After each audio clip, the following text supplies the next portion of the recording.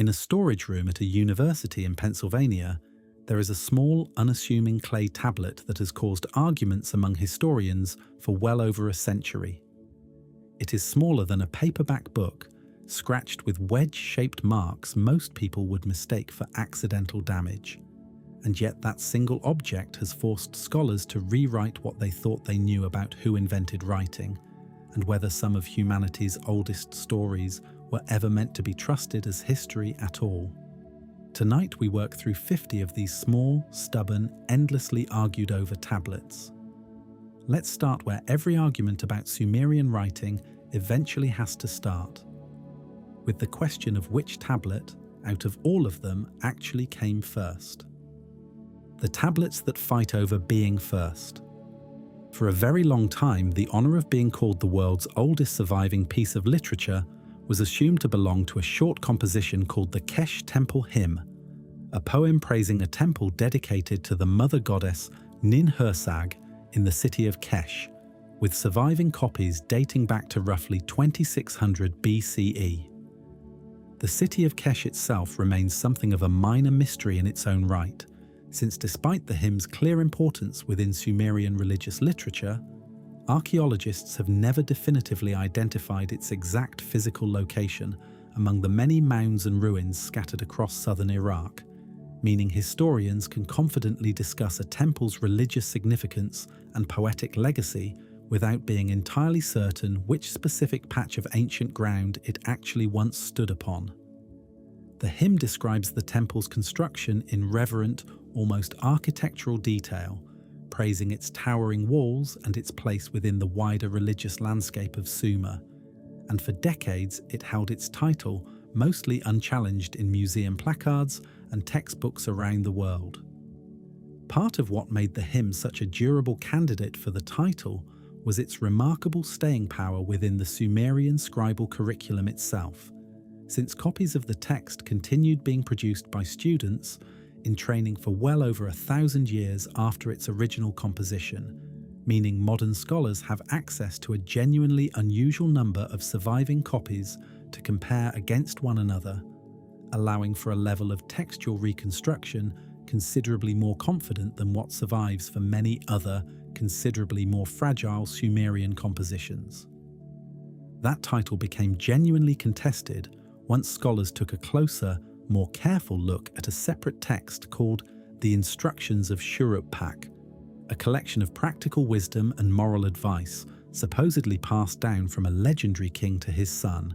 covering everything from proper farming technique to advice about choosing trustworthy business partners and avoiding needless arguments with neighbors. The surviving proverbs range from practical guidance, warning against standing surety for a loan taken out by a stranger, or against digging a well in a field one does not actually own, to considerably more sweeping moral pronouncements about honesty, humility, and proper respect for one's elders, a genuinely broad mixture of the pragmatic and the philosophical that gives modern readers a useful sense of what an ordinary Sumerian father might have actually wanted to pass along to his own son before the text became formalized into a fixed piece of scribal curriculum. Fragments of this text also date to roughly the same narrow window, around 2600 BCE, and the specific manuscript tradition behind it appears, according to some specialists, to reach back even further into an oral tradition that may predate the Kesh Temple hymn's own written form, even if the earliest surviving physical copies of both texts were inscribed at roughly the same time. Complicating the comparison further, the two texts represent entirely different literary categories. One a formal religious hymn intended for temple recitation,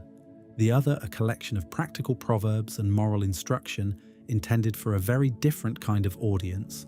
meaning that scholars arguing for one text's primacy over the other are not always making a fully like-for-like comparison in the first place. The dispute has never been fully resolved, and Assyriologists still disagree, sometimes quite pointedly at academic conferences, about which text truly deserves the title of humanity's oldest surviving literary composition, a controversy that says less about either poem individually and more about how difficult it actually is to define what counts as literature in the first place. Once the surviving evidence narrows down to a handful of damaged clay fragments separated by mere decades. A separate and considerably more heated argument concerns which city can rightfully claim credit for inventing writing itself. For most of the 20th century, the city of Uruk held this honor almost unanimously, based on thousands of small clay tablets recovered from the site, bearing simple pictographic symbols used to record economic transactions, generally dated to around 3200 BCE. That consensus was shaken by the discovery of a separate tablet recovered from the city of Kish, bearing similar pictographic symbols, but found in a layer some archaeologists initially dated slightly earlier than the Uruk material, sparking a genuine controversy over whether Kish, rather than Uruk, deserved recognition as the true birthplace of writing. Sumerian writing's primacy has also been challenged from an entirely different direction by a set of small clay tablets discovered in Romania in the 1960s, generally known as the Tartaria tablets, bearing symbols that some archaeologists initially claimed predated Sumerian writing by several centuries, potentially overturning the assumption that writing developed first in Mesopotamia before spreading elsewhere. The Romanian archaeologist who excavated the tablets initially proposed a dating that would have placed them well before any comparable Sumerian material, a claim that generated considerable excitement within Eastern European archaeology specifically, offering the tantalizing possibility that a genuinely independent center of early writing had developed in Europe rather than Mesopotamia. Subsequent, more rigorous dating and closer examination of the symbols themselves have led the large majority of specialists to conclude that the Tartaria tablets most likely represent simple decorative or symbolic marks, rather than a genuine, functional writing system capable of recording language, and that their proposed early dating rests on genuinely uncertain archaeological context rather than secure stratigraphic evidence, meaning the mainstream scholarly consensus continues to credit Mesopotamia and Sumerian cities specifically with developing the earliest verified writing system, even though the Tartaria controversy still occasionally resurfaces in popular discussions of writing's true origins. The episode stands today as a genuinely useful reminder of how quickly a single, insufficiently verified archaeological claim can spread through popular imagination long after the specialist community itself has moved on to a considerably more cautious conclusion. The specific Kish tablet at the center of this dispute depicts a combination of pictographic signs alongside a hand and what appears to be a sledge, generally interpreted as recording some kind of agricultural or labor transaction, though the exact reading of the tablet remains genuinely disputed even among specialists who accept its early dating without question. The tablet itself has been held for decades in a university museum collection specifically dedicated to the archaeology of the ancient Near East, and generations of visiting Assyriologists have examined the original object directly, hoping to settle its exact dating and meaning once and for all, without ever fully resolving either question to universal satisfaction. Subsequent, more careful stratigraphic analysis has generally swung scholarly opinion back toward Uruk, since later excavation work revealed that the specific archaeological layer in which the Kish tablet was found had likely been disturbed and mixed with material from a somewhat later period, undermining the original claim of an earlier date, though the debate itself revealed something the field had not fully reckoned with before, that early writing may have developed somewhat independently and simultaneously across multiple neighboring Sumerian cities engaged in the same kind of administrative record-keeping, rather than spreading outward from one single point of origin the way earlier textbooks had confidently assumed. Perhaps the most genuinely unresolved of all these origin disputes involves a pair of objects known as the Blau monuments, two small stone plaques covered in a script that looks transitional. somewhere between purely pictographic symbols and fully developed cuneiform, acquired by the British Museum in the 19th century under circumstances that left their exact original find location frustratingly undocumented. One plaque appears to record a land transaction depicting a figure receiving what looks like a measuring implement alongside accompanying inscribed symbols, while the second bears a somewhat different combination of pictographic signs whose exact meaning remains genuinely debated. Some specialists have argued the monuments represent a genuinely early and important stage in the development of writing, potentially even older than the Uruk tablets, precisely because their script appears less standardized and less clearly systematized than the more mature pictographic writing recovered from Uruk itself, a characteristic some researchers interpret as evidence of an earlier, more experimental stage in writing's overall development. Others have raised more troubling questions entirely, suggesting the monuments might not be authentic ancient artifacts at all, but later forgeries, or, at minimum, objects whose script has been misread by scholars working from inadequate photographs and unreliable provenance records, since the objects were purchased on the antiquities market rather than recovered through any documented, controlled archaeological excavation, leaving modern researchers with no reliable way to verify their original context or confirm precisely when and where they were actually created. The Blau monuments remain, to this day, a genuinely open question within the field, cited by some researchers as important evidence and dismissed by others as too uncertain to build any confident conclusions upon at all. From tablets arguing over who came first, we move now to a considerably more orderly set of documents, lists of words and professions that scribal students copied for well over 1,000 years, and to the genuine scholarly debate over exactly what those long, repetitive lists can actually tell us about ancient Sumerian society.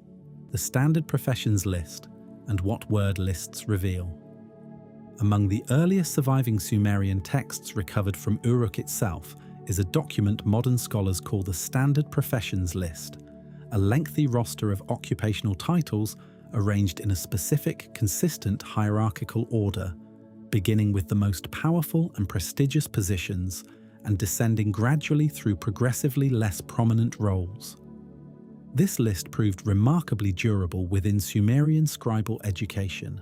with copies continuing to be produced by students in training for well over 1,000 years after its original composition,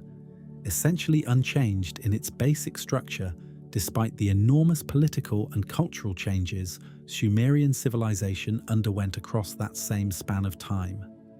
The list also served as a direct model and starting point for an entire later tradition of Mesopotamian lexical lists, structured word catalogues covering categories ranging from types of trees and animals to different kinds of stone and metal,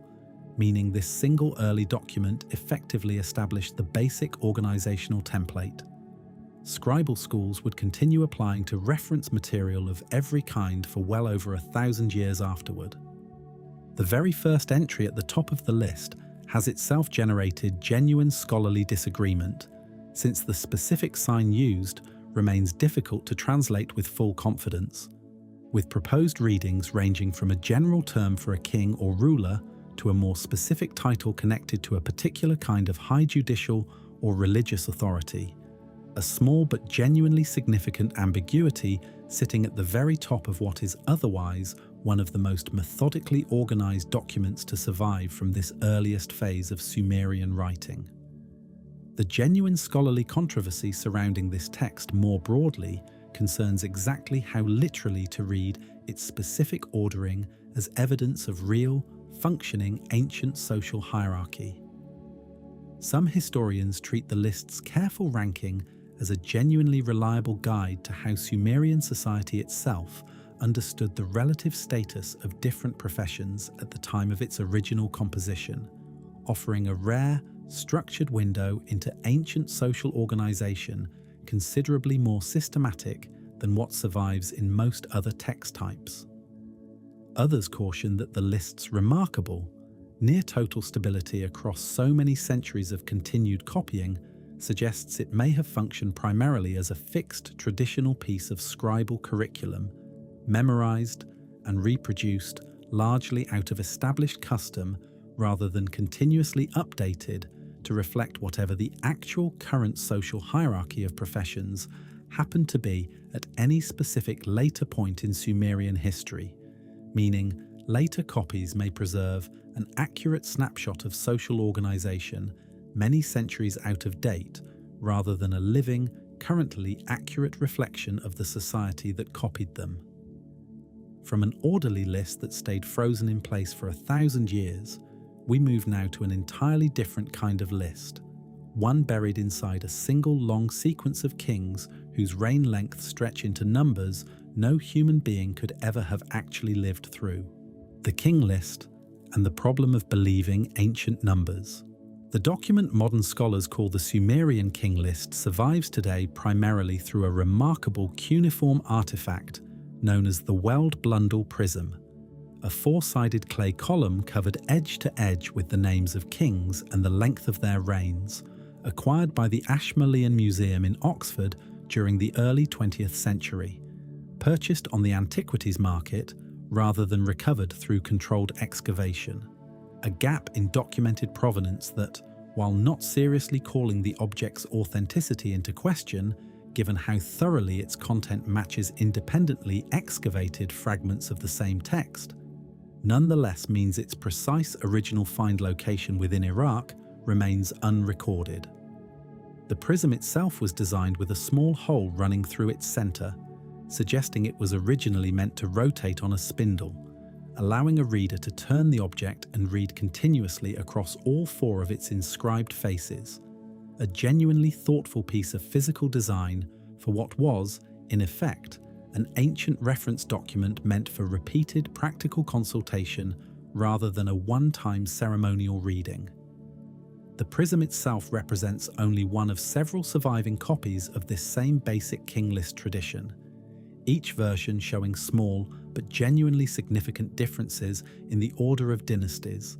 the names included,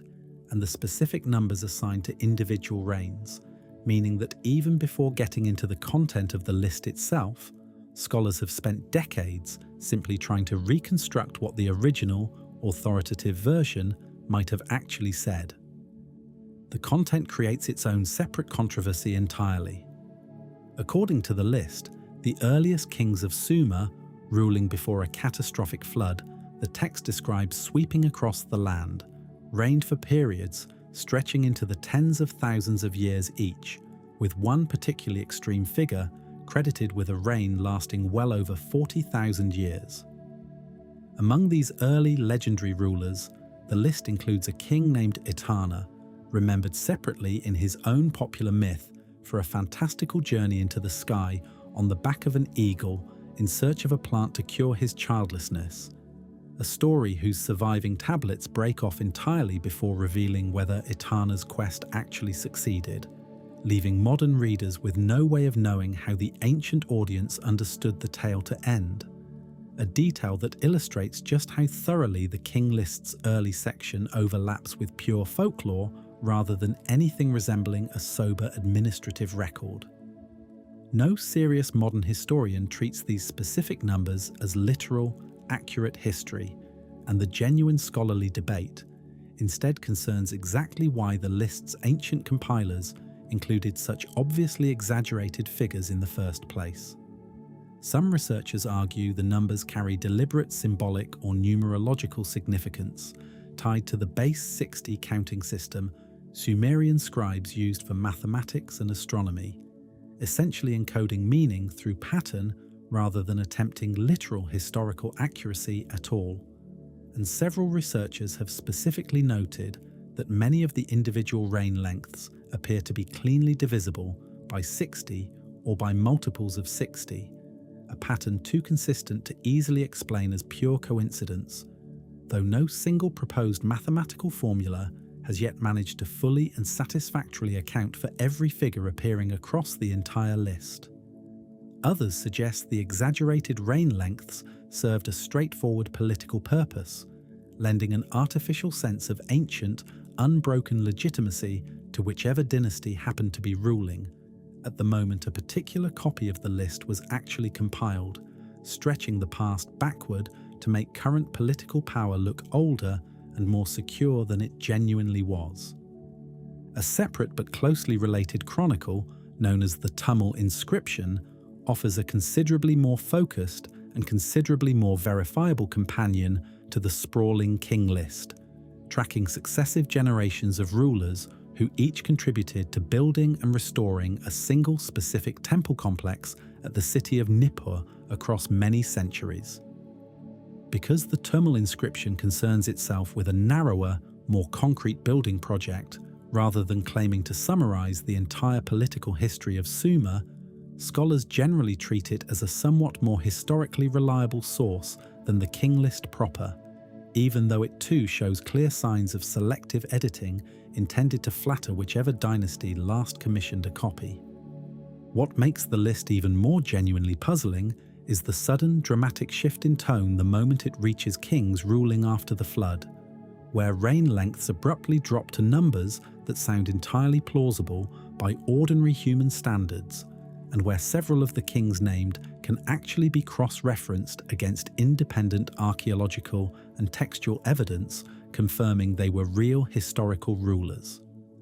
This split between an obviously legendary earlier section and a considerably more grounded later section has led some historians to treat the list as a genuinely useful, if imperfect, historical source for the post-flood period,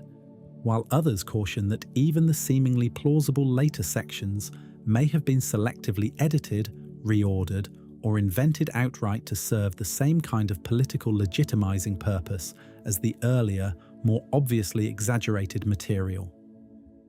A further layer of genuine controversy surrounds the list's own internal structure, since it presents its many royal dynasties as though they ruled Sumer in a single, tidy, unbroken sequence, one city holding sole kingship before passing it cleanly to the next. Independent archaeological and textual evidence from the same periods makes clear that several of these dynasties almost certainly ruled simultaneously in different cities rather than one after another in the neat linear order the list presents, a discrepancy demonstrated most clearly in the case of the first dynasty of Lagash, a genuinely well-documented and historically verified line of kings that does not appear on the Sumerian king list at all. Despite ruling during exactly the same general period, the list assigns to entirely different dynasties elsewhere, strongly suggesting that Lagash's rulers were deliberately excluded from a document compiled specifically to support the political claims of whichever rival dynasty happened to be commissioning that particular copy. The document's own compilers appear to have deliberately imposed a false sense of orderly succession onto a period of Sumerian history that was, in reality, considerably messier and more politically fragmented,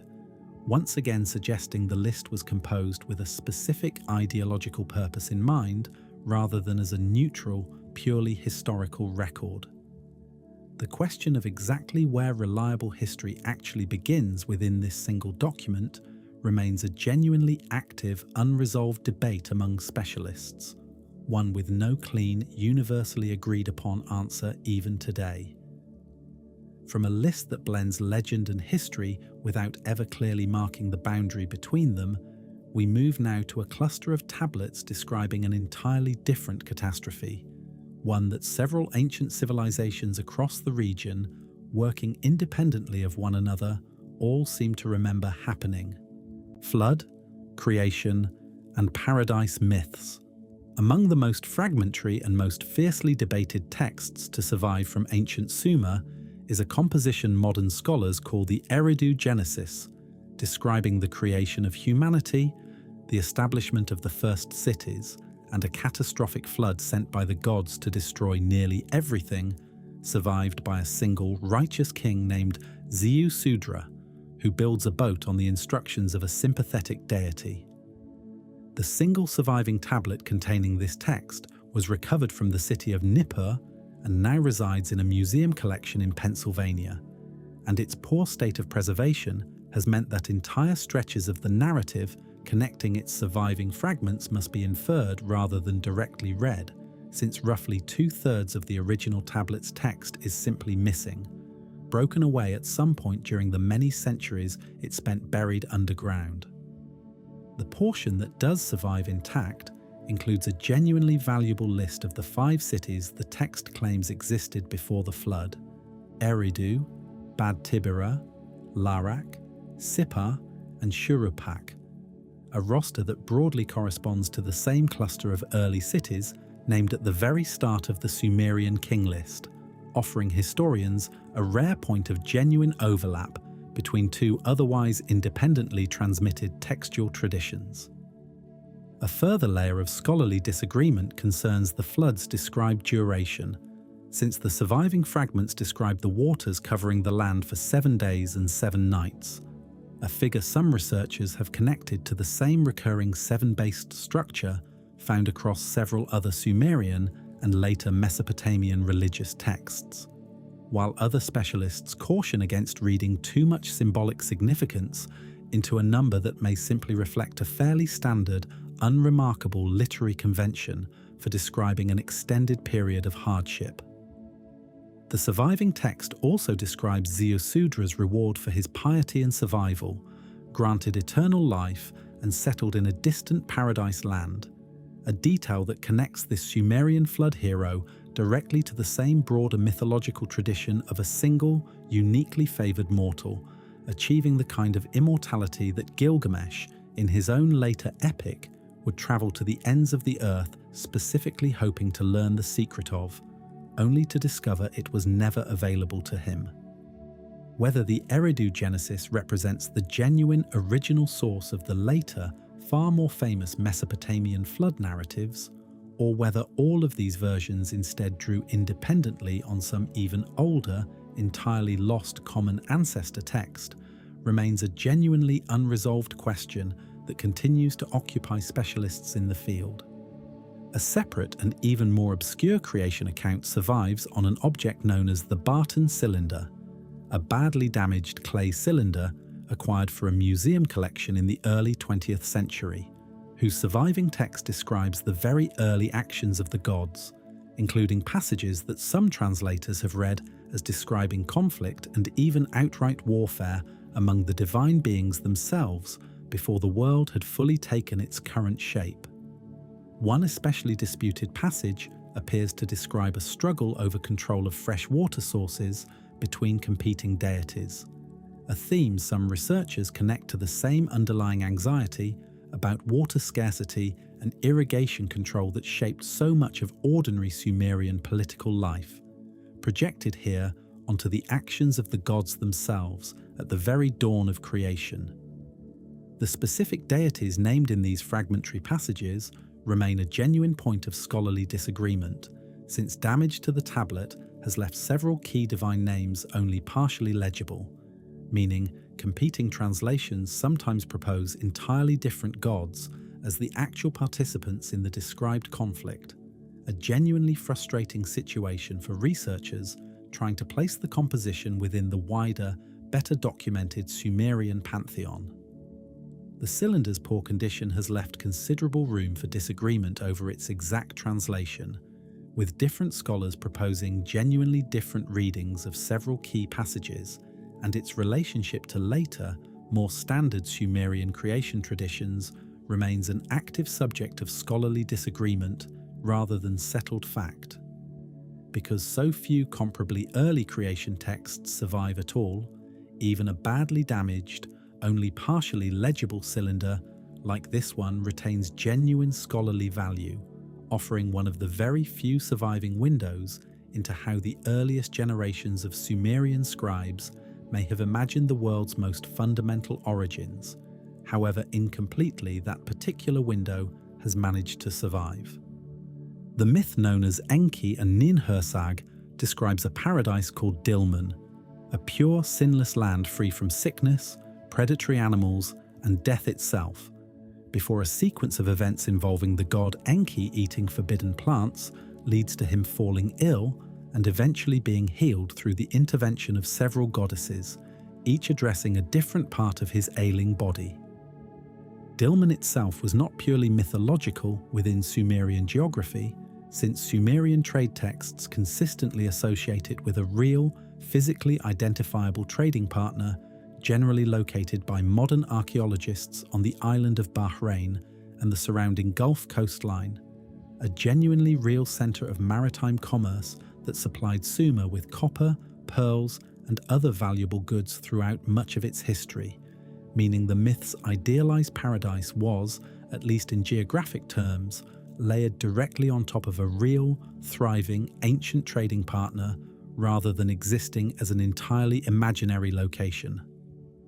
One particularly discussed detail involves the goddess created specifically to heal Enki's rib,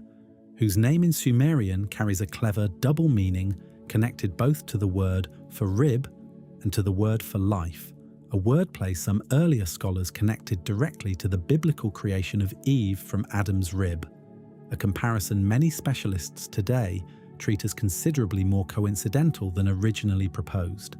since the underlying Sumerian and Hebrew wordplay involves entirely different languages and entirely different linguistic roots that would not have transferred meaningfully between the two traditions,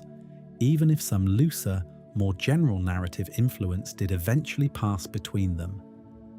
Some earlier generations of scholars drew direct, enthusiastic comparisons between this story and the biblical account of the Garden of Eden, a comparison that more recent and more careful scholarship treats with considerably greater caution, since the structural similarities, a paradise, forbidden consumption, resulting consequences, are broad enough that they may reflect shared, widespread Near Eastern storytelling patterns, rather than any direct, traceable line of influence from one specific text to the other. A closely related myth called Enki and Ninmah describes the gods, after growing weary of laboring to produce their own food, deciding to create humanity specifically to take over that agricultural work on their behalf, with Enki and the birth goddess Ninmah engaging in a drinking contest during which each attempts to create increasingly unusual human forms, some born with physical differences and limitations, while the other god must find each new person a suitable, respected place and role within society. The surviving text describes several specific examples in turn, including a figure born unable to close his outstretched hands, for whom Enki finds a respected position as a servant to the king, and a figure born blind, for whom a role is found within the musical arts, each example demonstrating Enki's consistent ability to identify a genuine, dignified place within Sumerian society for every person Ninmah's contest produces, regardless of the specific physical difference involved. Modern scholars studying this text have noted its genuinely striking and for its era remarkably progressive underlying message that every person, regardless of physical difference, deserves a valued and dignified place within the community. A reading that has made the myth a genuine subject of renewed academic interest in recent years among researchers studying ancient attitudes toward disability. The contest eventually turns against Ninmah herself, when Enki, in a final round, deliberately creates a genuinely helpless being and challenges her to find it a proper role in turn, a task she fails at.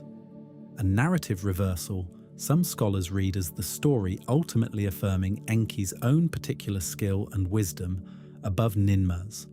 even while the myth's broader message about dignity and inclusion remains consistent throughout every earlier round of the contest.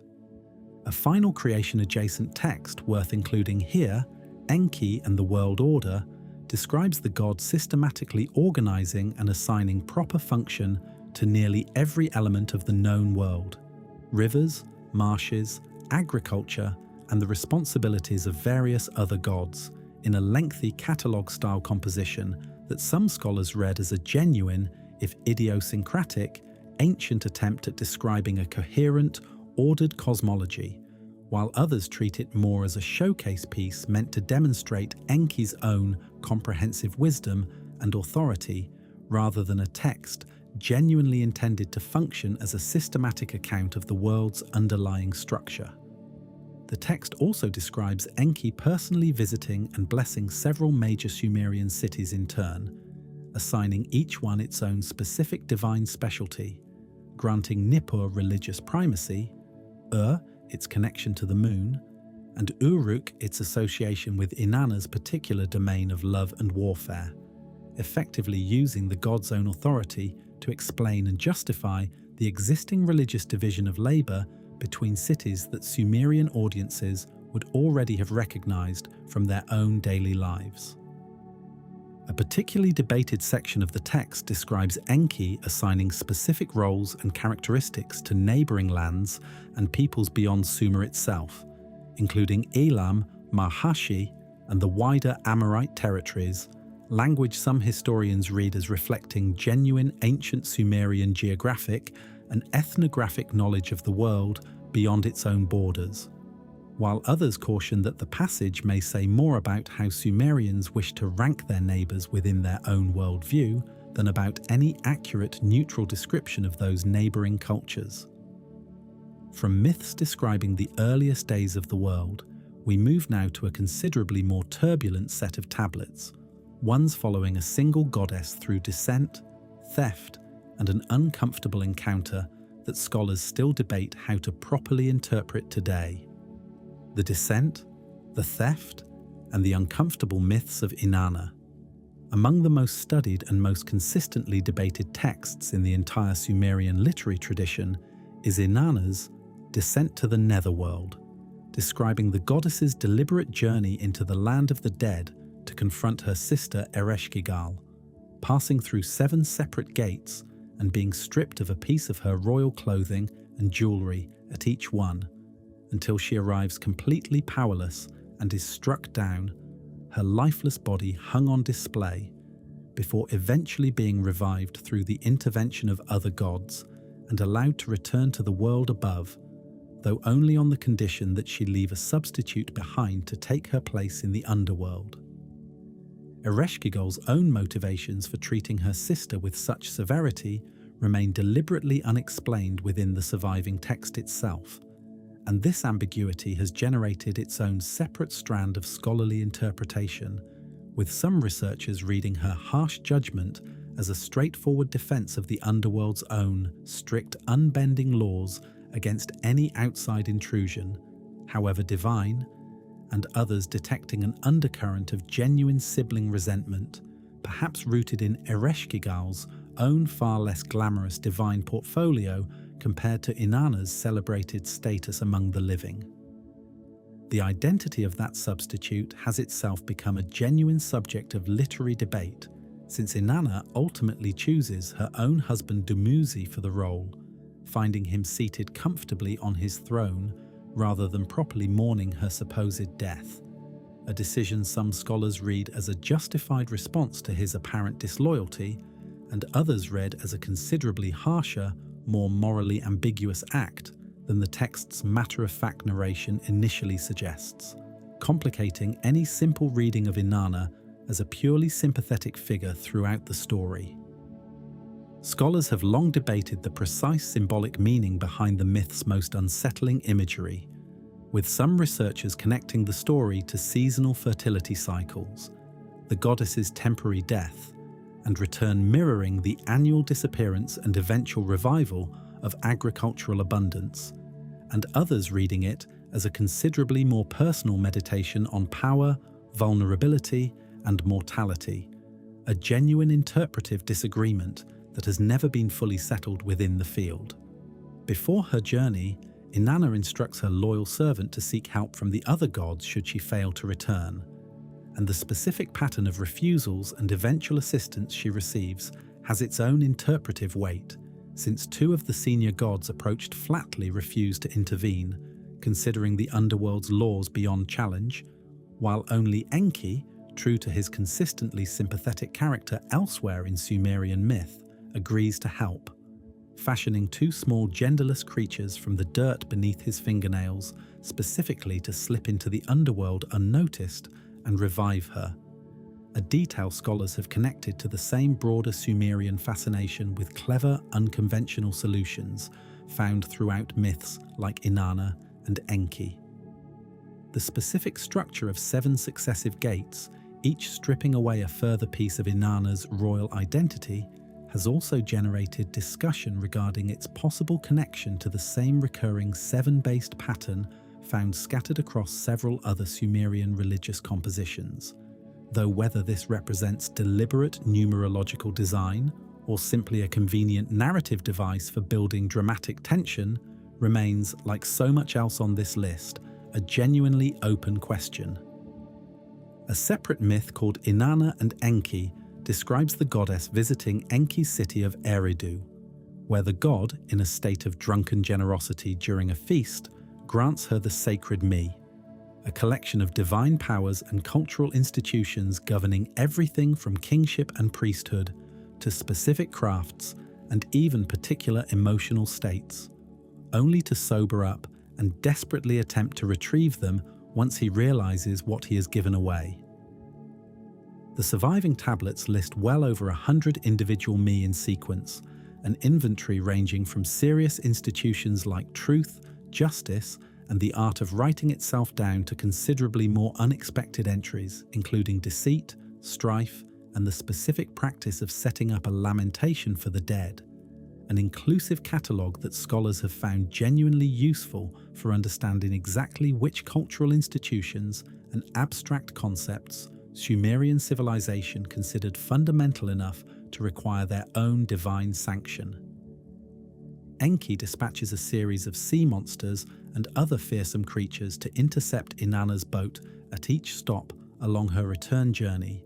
and Inanna's own attendant successfully repels every single attempt, allowing the boat carrying the me to reach Uruk intact despite Enki's repeated, increasingly desperate efforts,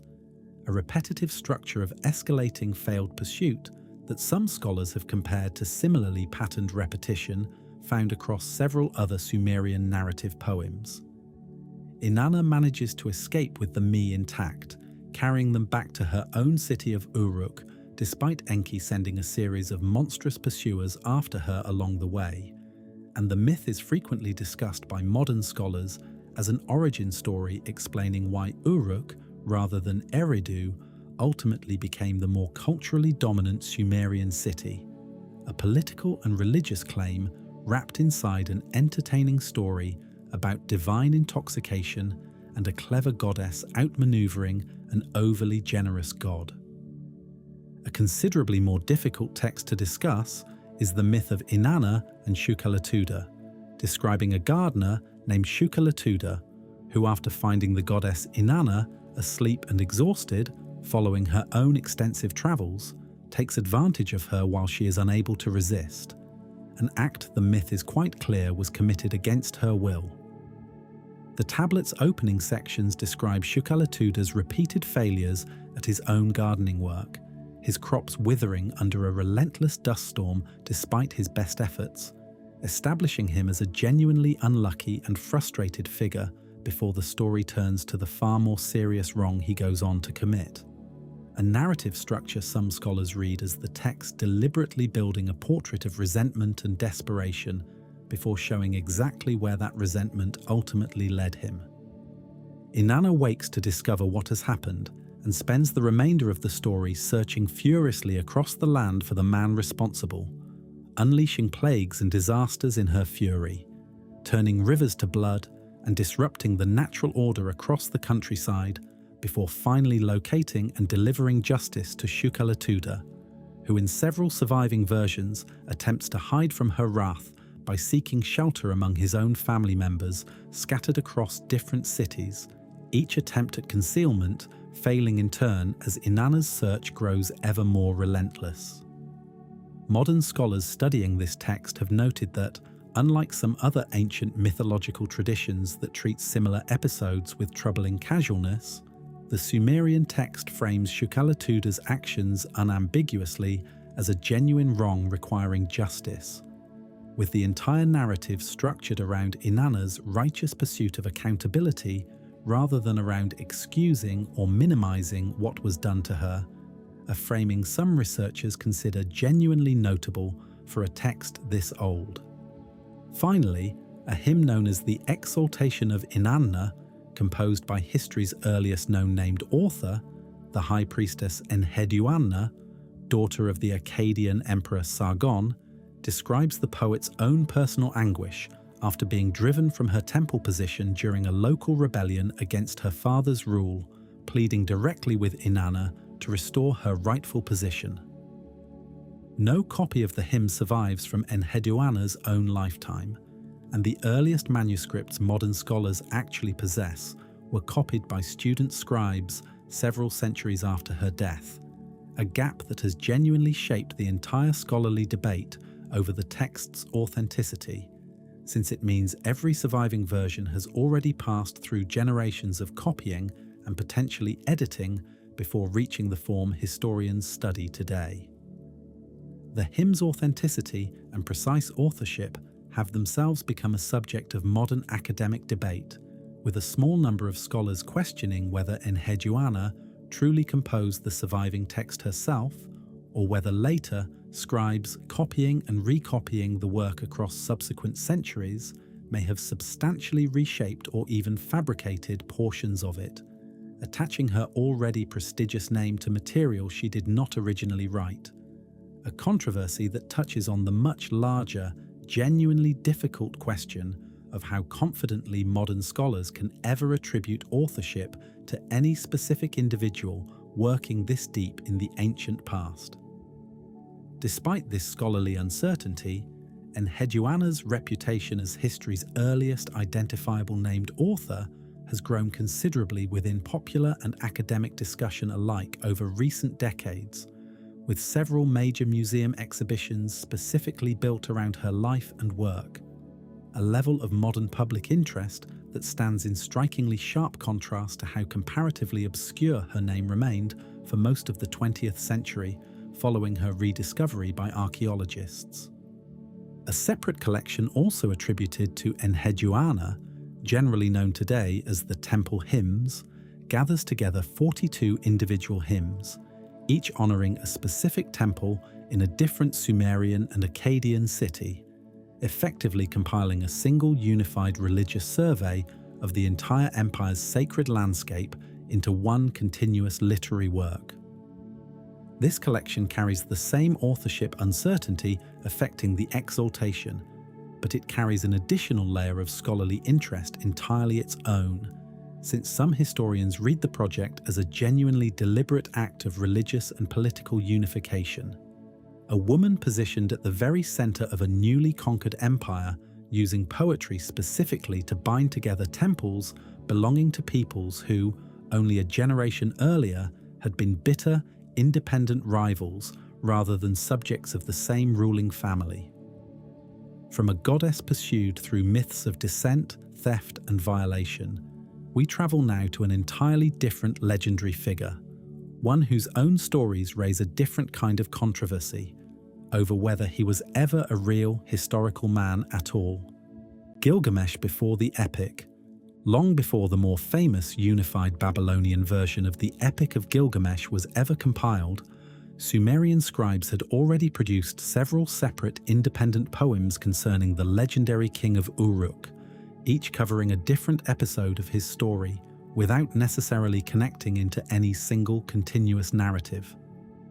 A poem called Gilgamesh and Huwawa describes an earlier version of the Cedar Forest expedition, familiar from the later epic, with Gilgamesh and his companion Enkidu travelling to confront the forest's monstrous guardian, though this Sumerian version differs from the later, more famous retelling in several significant narrative details, including a somewhat more ambiguous portrayal of Huwawa himself, who in this earlier version pleads for mercy in ways that some translators read as genuinely sympathetic rather than purely monstrous, at one point offering to serve Gilgamesh loyally as a woodcutter for the rest of his days if only his life was spared, a plea Enkidu ultimately urges Gilgamesh to ignore, arguing that showing mercy to a defeated guardian would only invite future disrespect from the other gods. a tonal difference that has fueled real scholarly discussion regarding how the character's moral framing shifted as the story was retold and reshaped across subsequent centuries. The two surviving Sumerian versions of this same episode even disagree with one another over the precise circumstances of Huwawa's death, with one manuscript describing Gilgamesh striking the fatal blow himself, and another placing that same action in Enkidu's hands instead.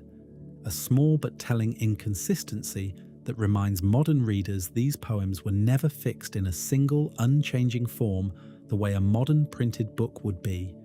but instead continued shifting slightly from one scribal copy to the next.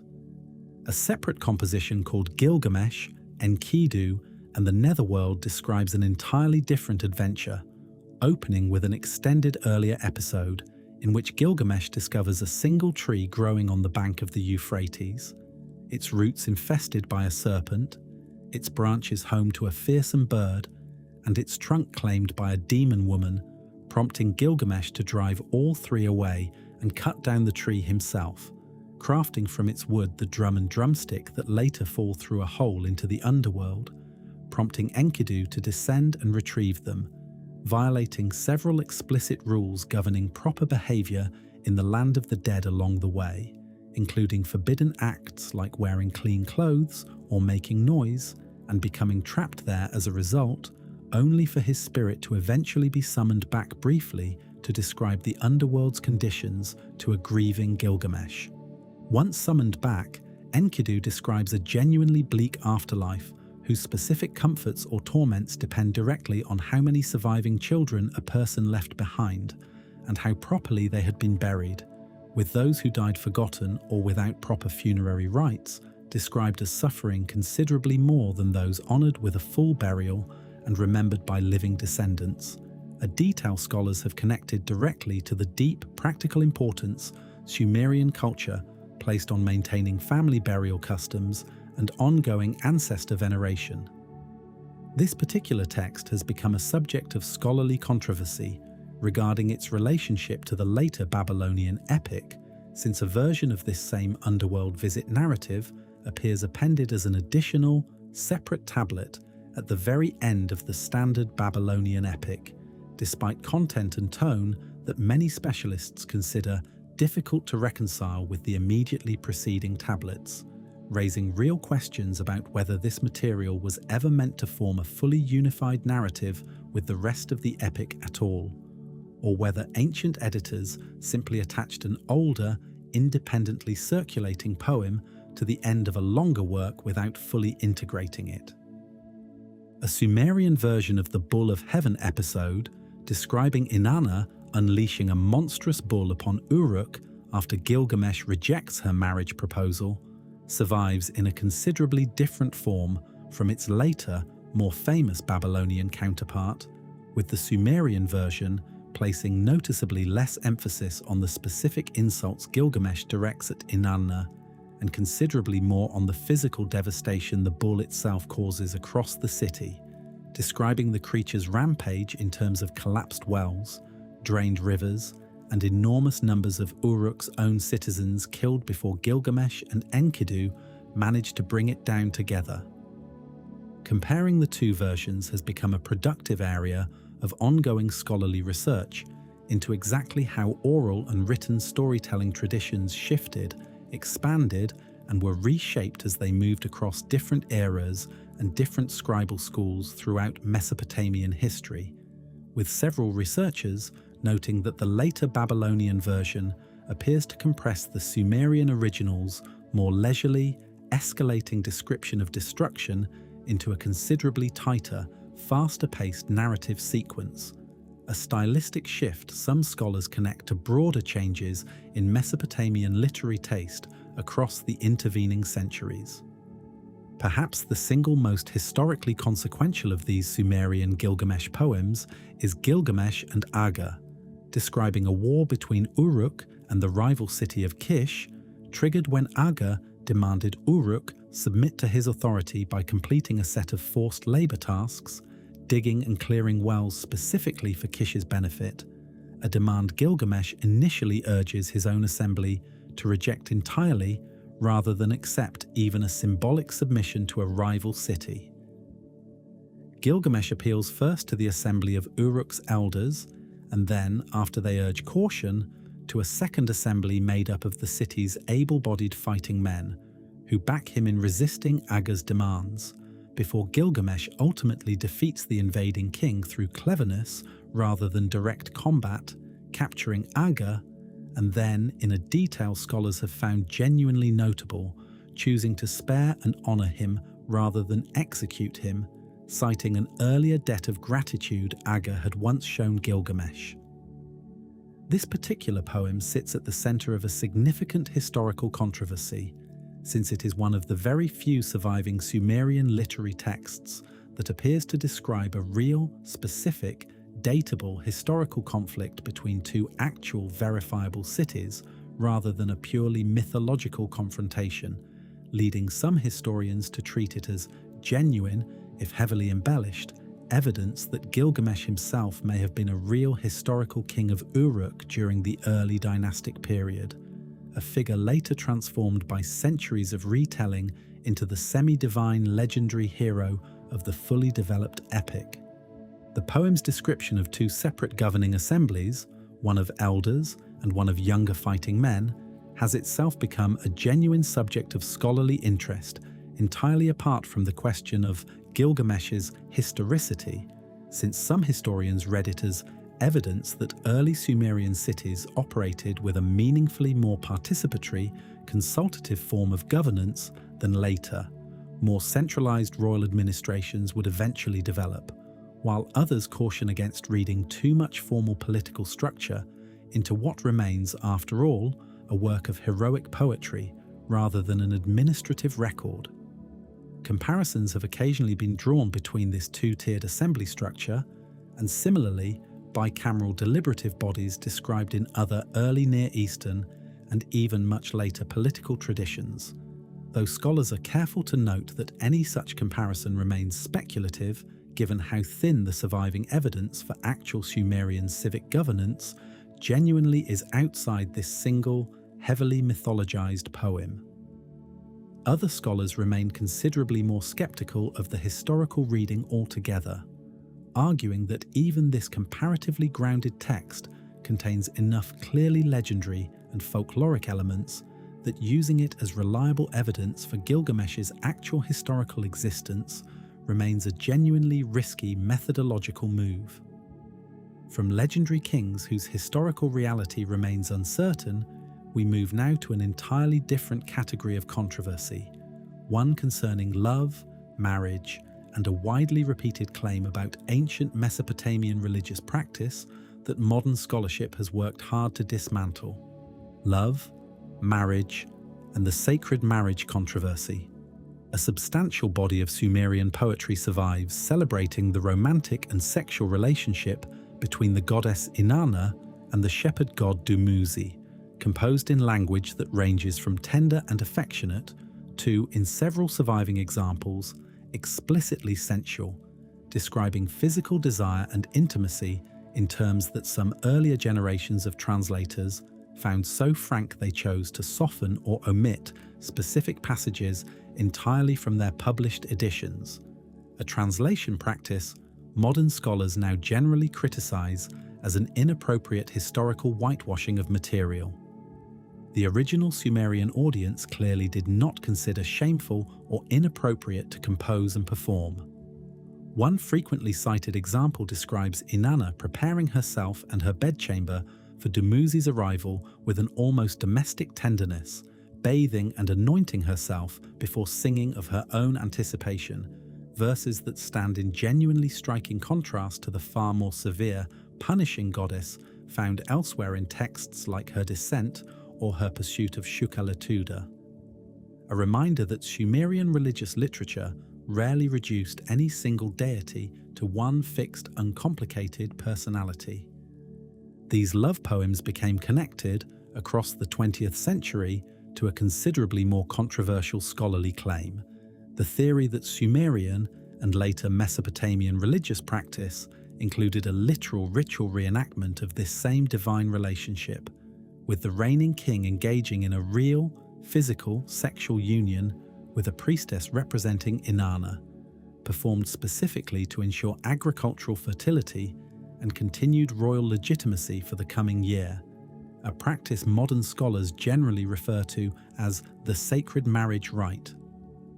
This theory drew significant support from certain surviving royal hymns that describe kings, including Shulgi of the 3rd dynasty of Ur, participating in exactly this kind of ritual union with the goddess, language detailed and specific enough that early 20th century scholars treated the sacred marriage as an essentially settled historical fact.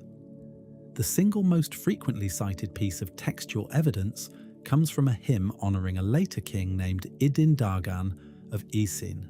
describing an elaborate annual New Year festival culminating in the king ritually taking on the identity of Dumuzi and joining with a priestess in a ceremony the hymn describes in genuinely explicit physical detail, a level of specificity that made this particular text the anchor point around which the entire sacred marriage theory was originally built. More recent and considerably more skeptical scholarship has pushed back hard against this reading, with several prominent researchers arguing that the relevant hymns should instead be understood as purely symbolic or purely literary compositions, poetic celebrations of royal legitimacy and divine favour, rather than literal, documented descriptions of an actual physical ritual that historical Sumerian kings and priestesses performed together. Part of this skepticism stems from a genuinely practical observation, since despite the enormous volume of surviving Sumerian administrative documentation, meticulously tracking everything from grain rations to temple staffing schedules, no administrative or economic record has ever been found that references organizing, staffing, or provisioning an actual physical, sacred marriage ceremony, a genuinely conspicuous silence for a civilization that otherwise documented its ritual calendar in exhaustive bureaucratic detail.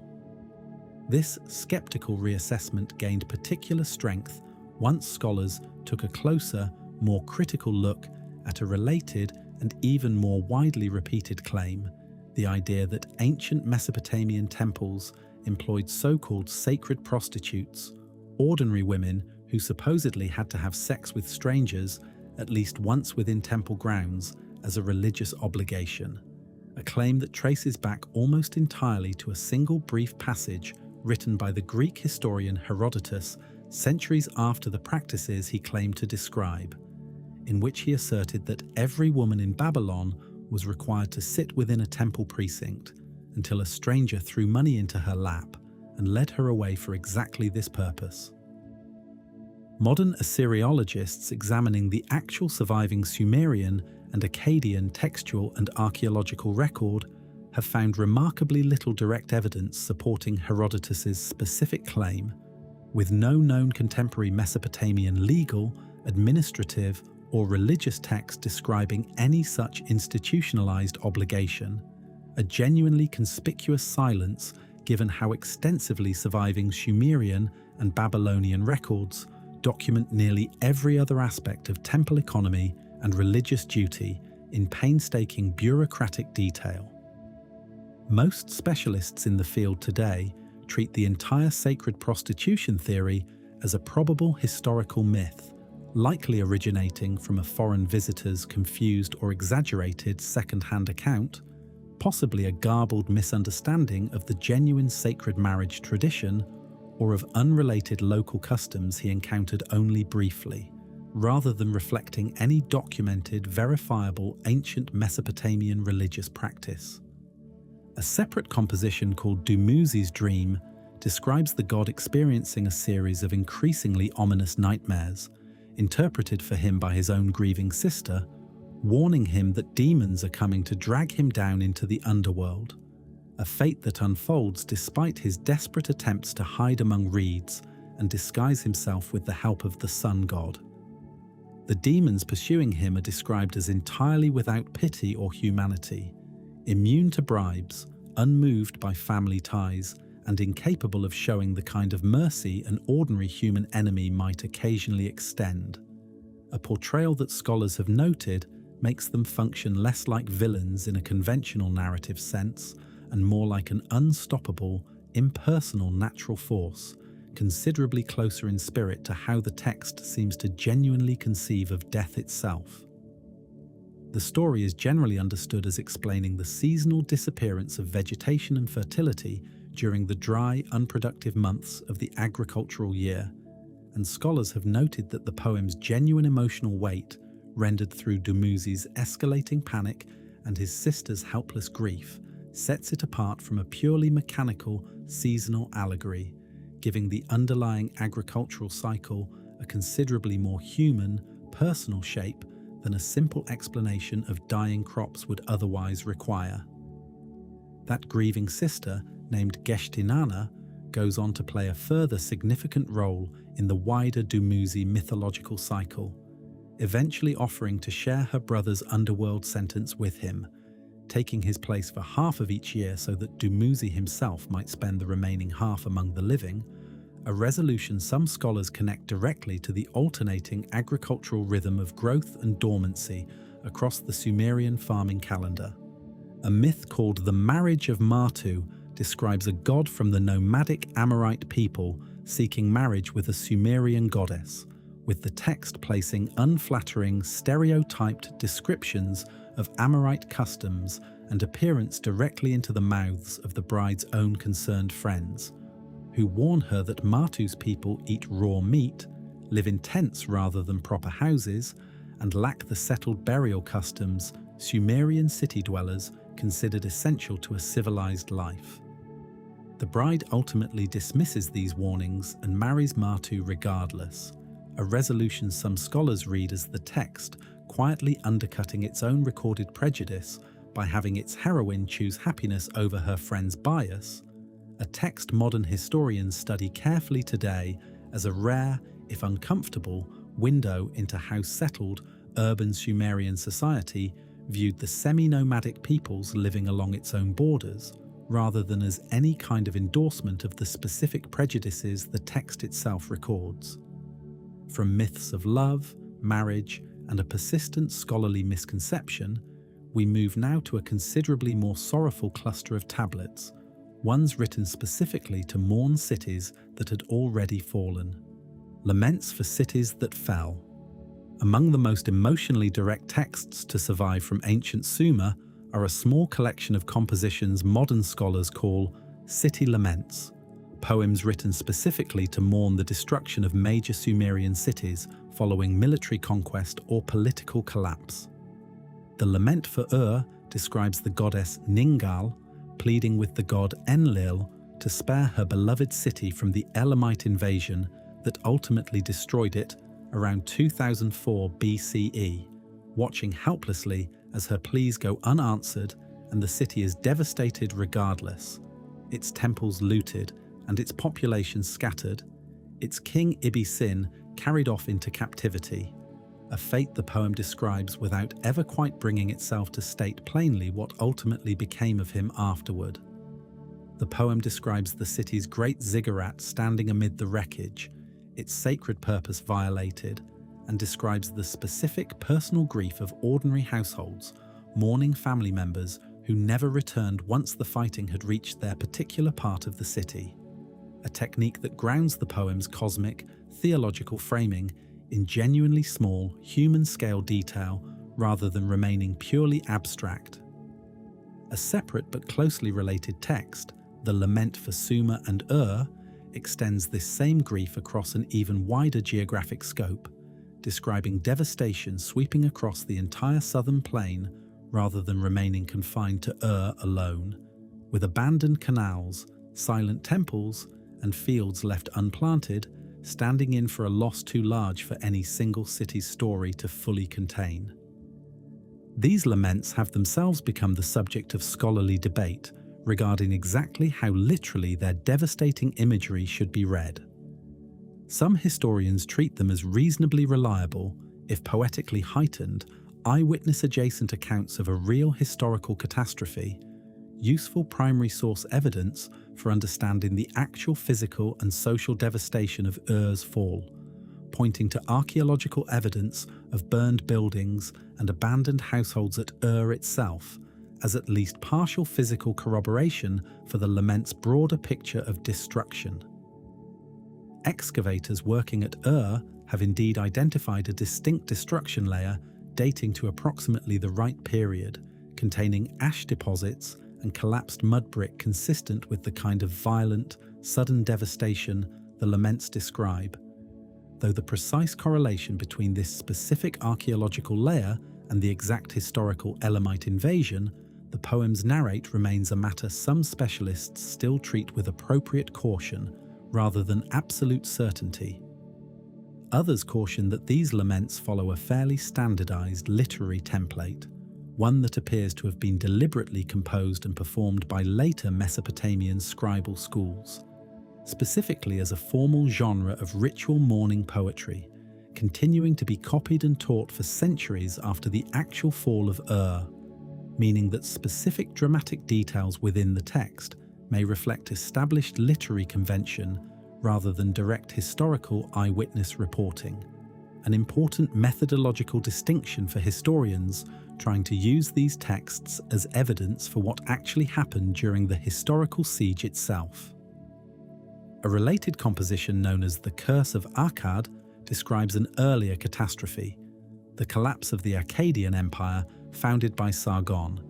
attributing the disaster to his grandson Naram-Sin's supposed act of violence against Nippur's sacred temple, which the text claims brought down the wrath of the gods in the form of famine and foreign invasion, described in the poem through images of grain that stopped growing, fish that stopped filling the rivers, and roads that grew too dangerous for merchants to safely travel.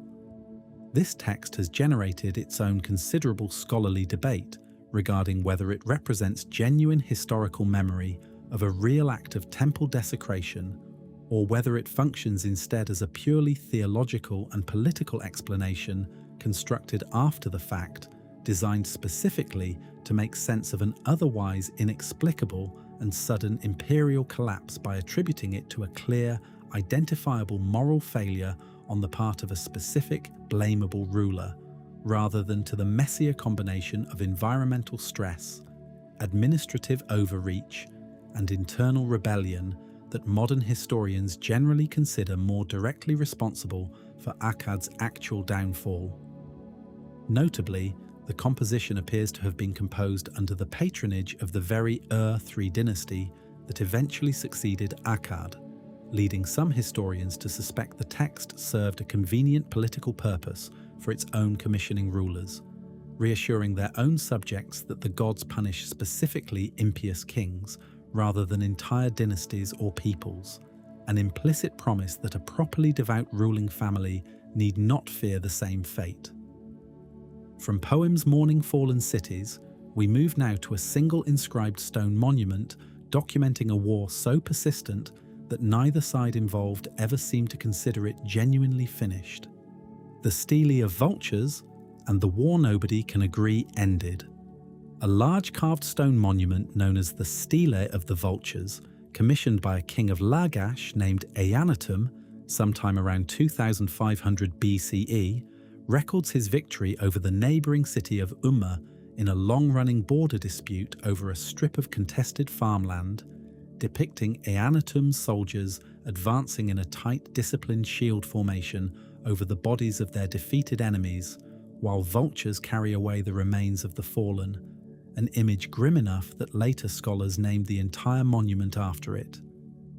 The soldiers are shown marching in tightly packed ranks, shields overlapping, and spears extended forward in unison, a level of visual military organisation that some historians consider the earliest surviving depiction of organised phalanx-style infantry tactics anywhere in the ancient world, predating the far more famous Greek phalanx formations by well over 1,000 years, and offering genuine visual evidence that this basic style of coordinated shield wall combat had already been developed independently within Sumerian warfare long before it became associated with later Mediterranean armies. The monument itself survives today only as a collection of 7 separate fragments,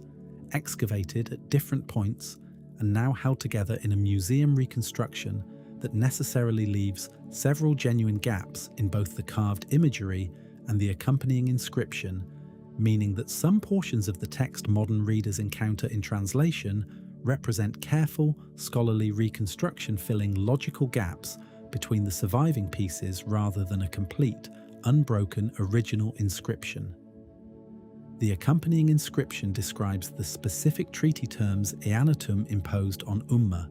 including boundary markers and tribute obligations, framed as having been sworn before the gods themselves, a detail meant to make the settlement feel permanently binding rather than merely a temporary military outcome.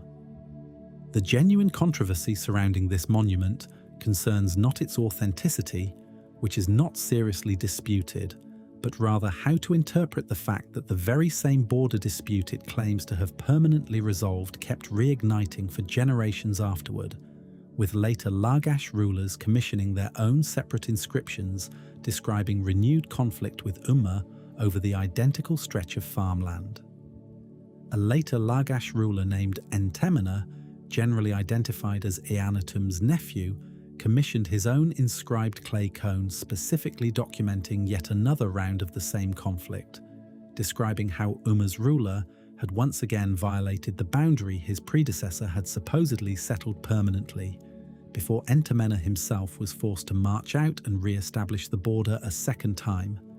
an inscription whose very existence stands as direct evidence that Eannatum's own claim of permanent settlement had not in fact permanently settled anything at all. Some historians read this recurring pattern as evidence that Eannatum's own inscription substantially overstated the completeness of his victory, presenting a temporary military advantage as a permanent, divinely sanctioned settlement in order to bolster his own reputation. Others suggest the treaty may genuinely have held for a time, only to be violated by Umma's own later rulers once Lagash's military strength waned, meaning the Stele accurately recorded a real settlement that simply did not survive changing political circumstances on the ground. A further surviving inscription, this time preserved on a small bronze figurine buried within a temple foundation as part of a ritual dedication rather than displayed publicly like the Stele itself, records Entemena's own eventual peace settlement with a later ruler of Umma, describing a treaty sworn once again before the gods, a genuinely striking demonstration that even this second hard-won peace was itself just one more entry in a cycle of settlement and renewed conflict stretching across multiple generations of rulers on both sides. What both readings agree on is that the Stele of the Vultures represents one of the earliest known examples of a ruler using a permanent, monumental inscription specifically to claim that a military and political outcome was final and irreversible, a rhetorical technique that, as the following century of renewed fighting between Lagash and Umma would go on to demonstrate, ancient stone was considerably better at asserting than ancient political reality was at actually honouring. From poems and stones commemorating conflict and loss, we move now to a considerably more practical category of tablets,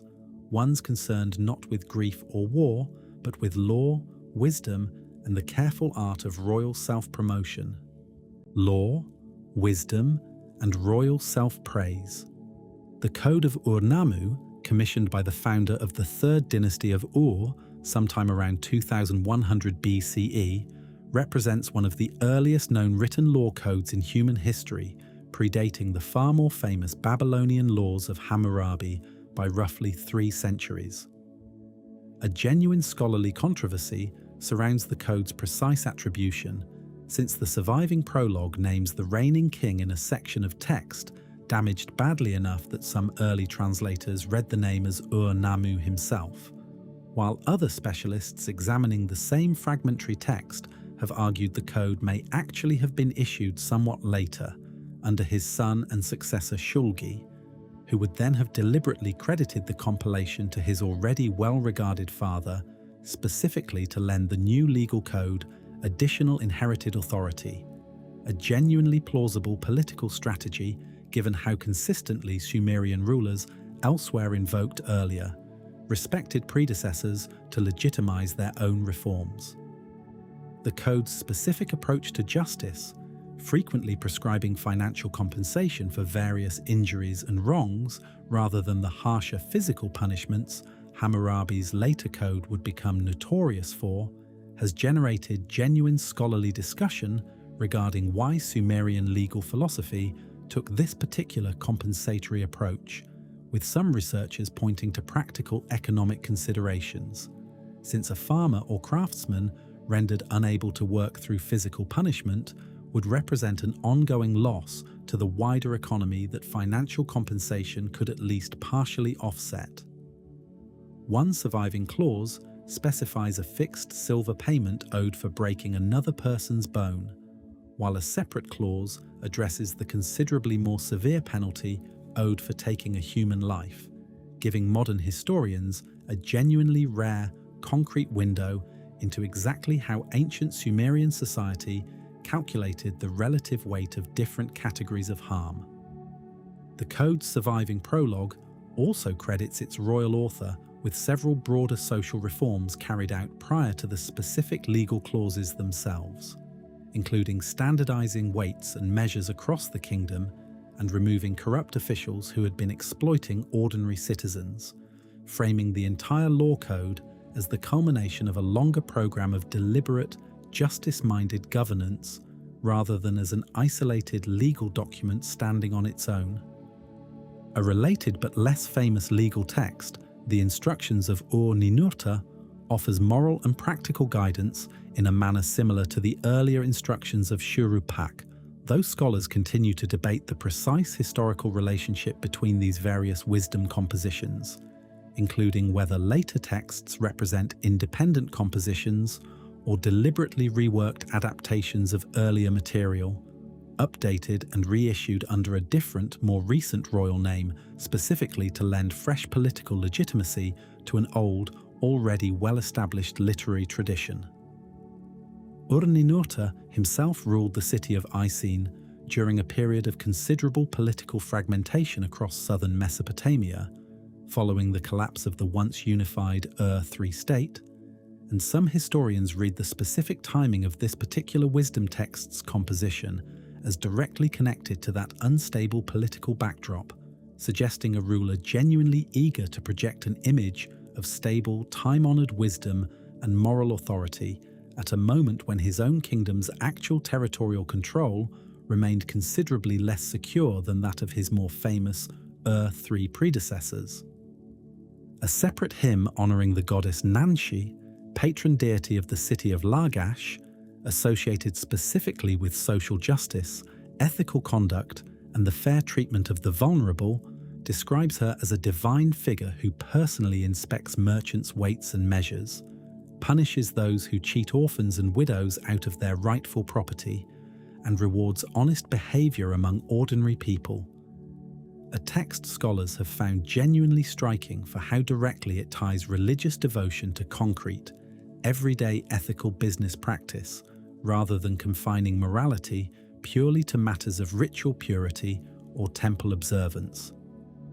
Nanshi was also closely associated with fish and with the marshlands surrounding Lagash, and the hymn includes an extended passage cataloguing different species of fish and birds native to that specific wetland environment, giving modern zoologists and historians of the ancient environment a genuinely useful, independently valuable record of the local ecology surrounding one specific Sumerian city at a specific point in time.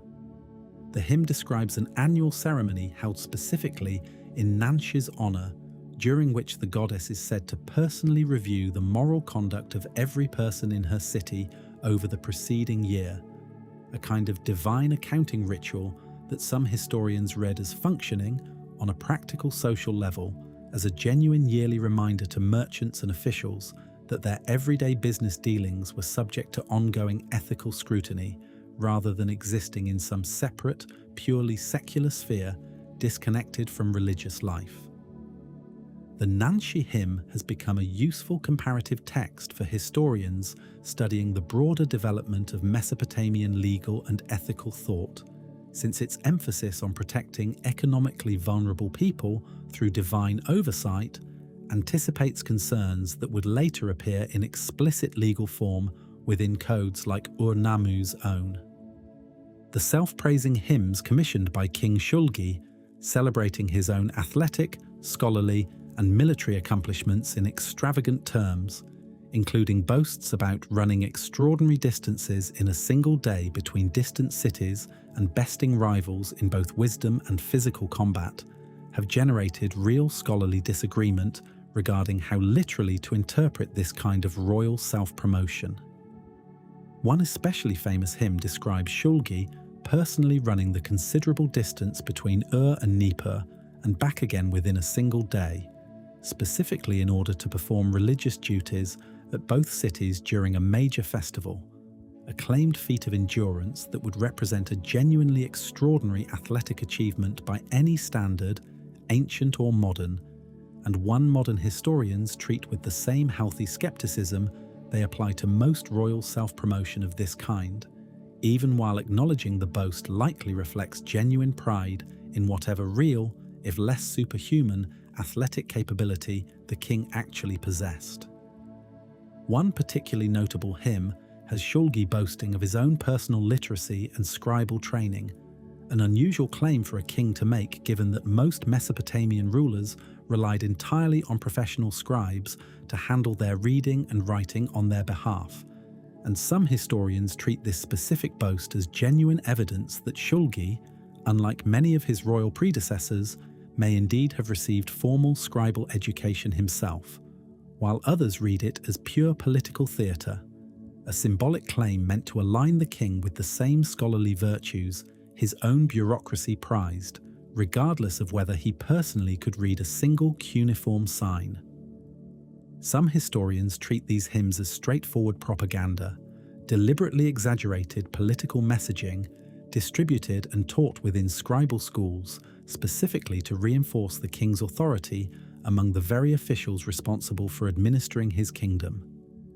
Others argue the hymns may reflect a sincerely held ancient belief that an especially favoured king could indeed possess superhuman capabilities granted directly by divine favour, meaning the boasts may have been composed and received with considerably more sincerity than a purely modern skeptical reading might assume. Whichever interpretation proves closer to the truth, the sheer volume of surviving Shulgi hymns, considerably larger than the body of self-praise composed for almost any other Sumerian king, offers its own kind of evidence, suggesting a ruler, or at least a royal administration, that placed unusually heavy emphasis on cultivating this particular kind of literary reputation as a genuine instrument of political power. Finally, a practical text known as the Farmer's Almanac offers detailed seasonal instructions for successful barley cultivation along the irrigated fields of southern Mesopotamia, written in the voice of an experienced farmer instructing his son, covering everything from proper field preparation and irrigation timing to pest control and harvest technique. The text includes remarkably specific practical guidance, including instructions to soak the field before ploughing to soften compacted ground, advice on the ideal depth for planting seed to avoid it being either washed away or buried too deep to sprout, and warnings against allowing sheep to graze recently sown fields before the young shoots had grown sturdy enough to withstand trampling. Modern agricultural historians studying this text have noted, with real scholarly interest, that several of its specific technical recommendations align remarkably well with sound agricultural practice as independently understood today,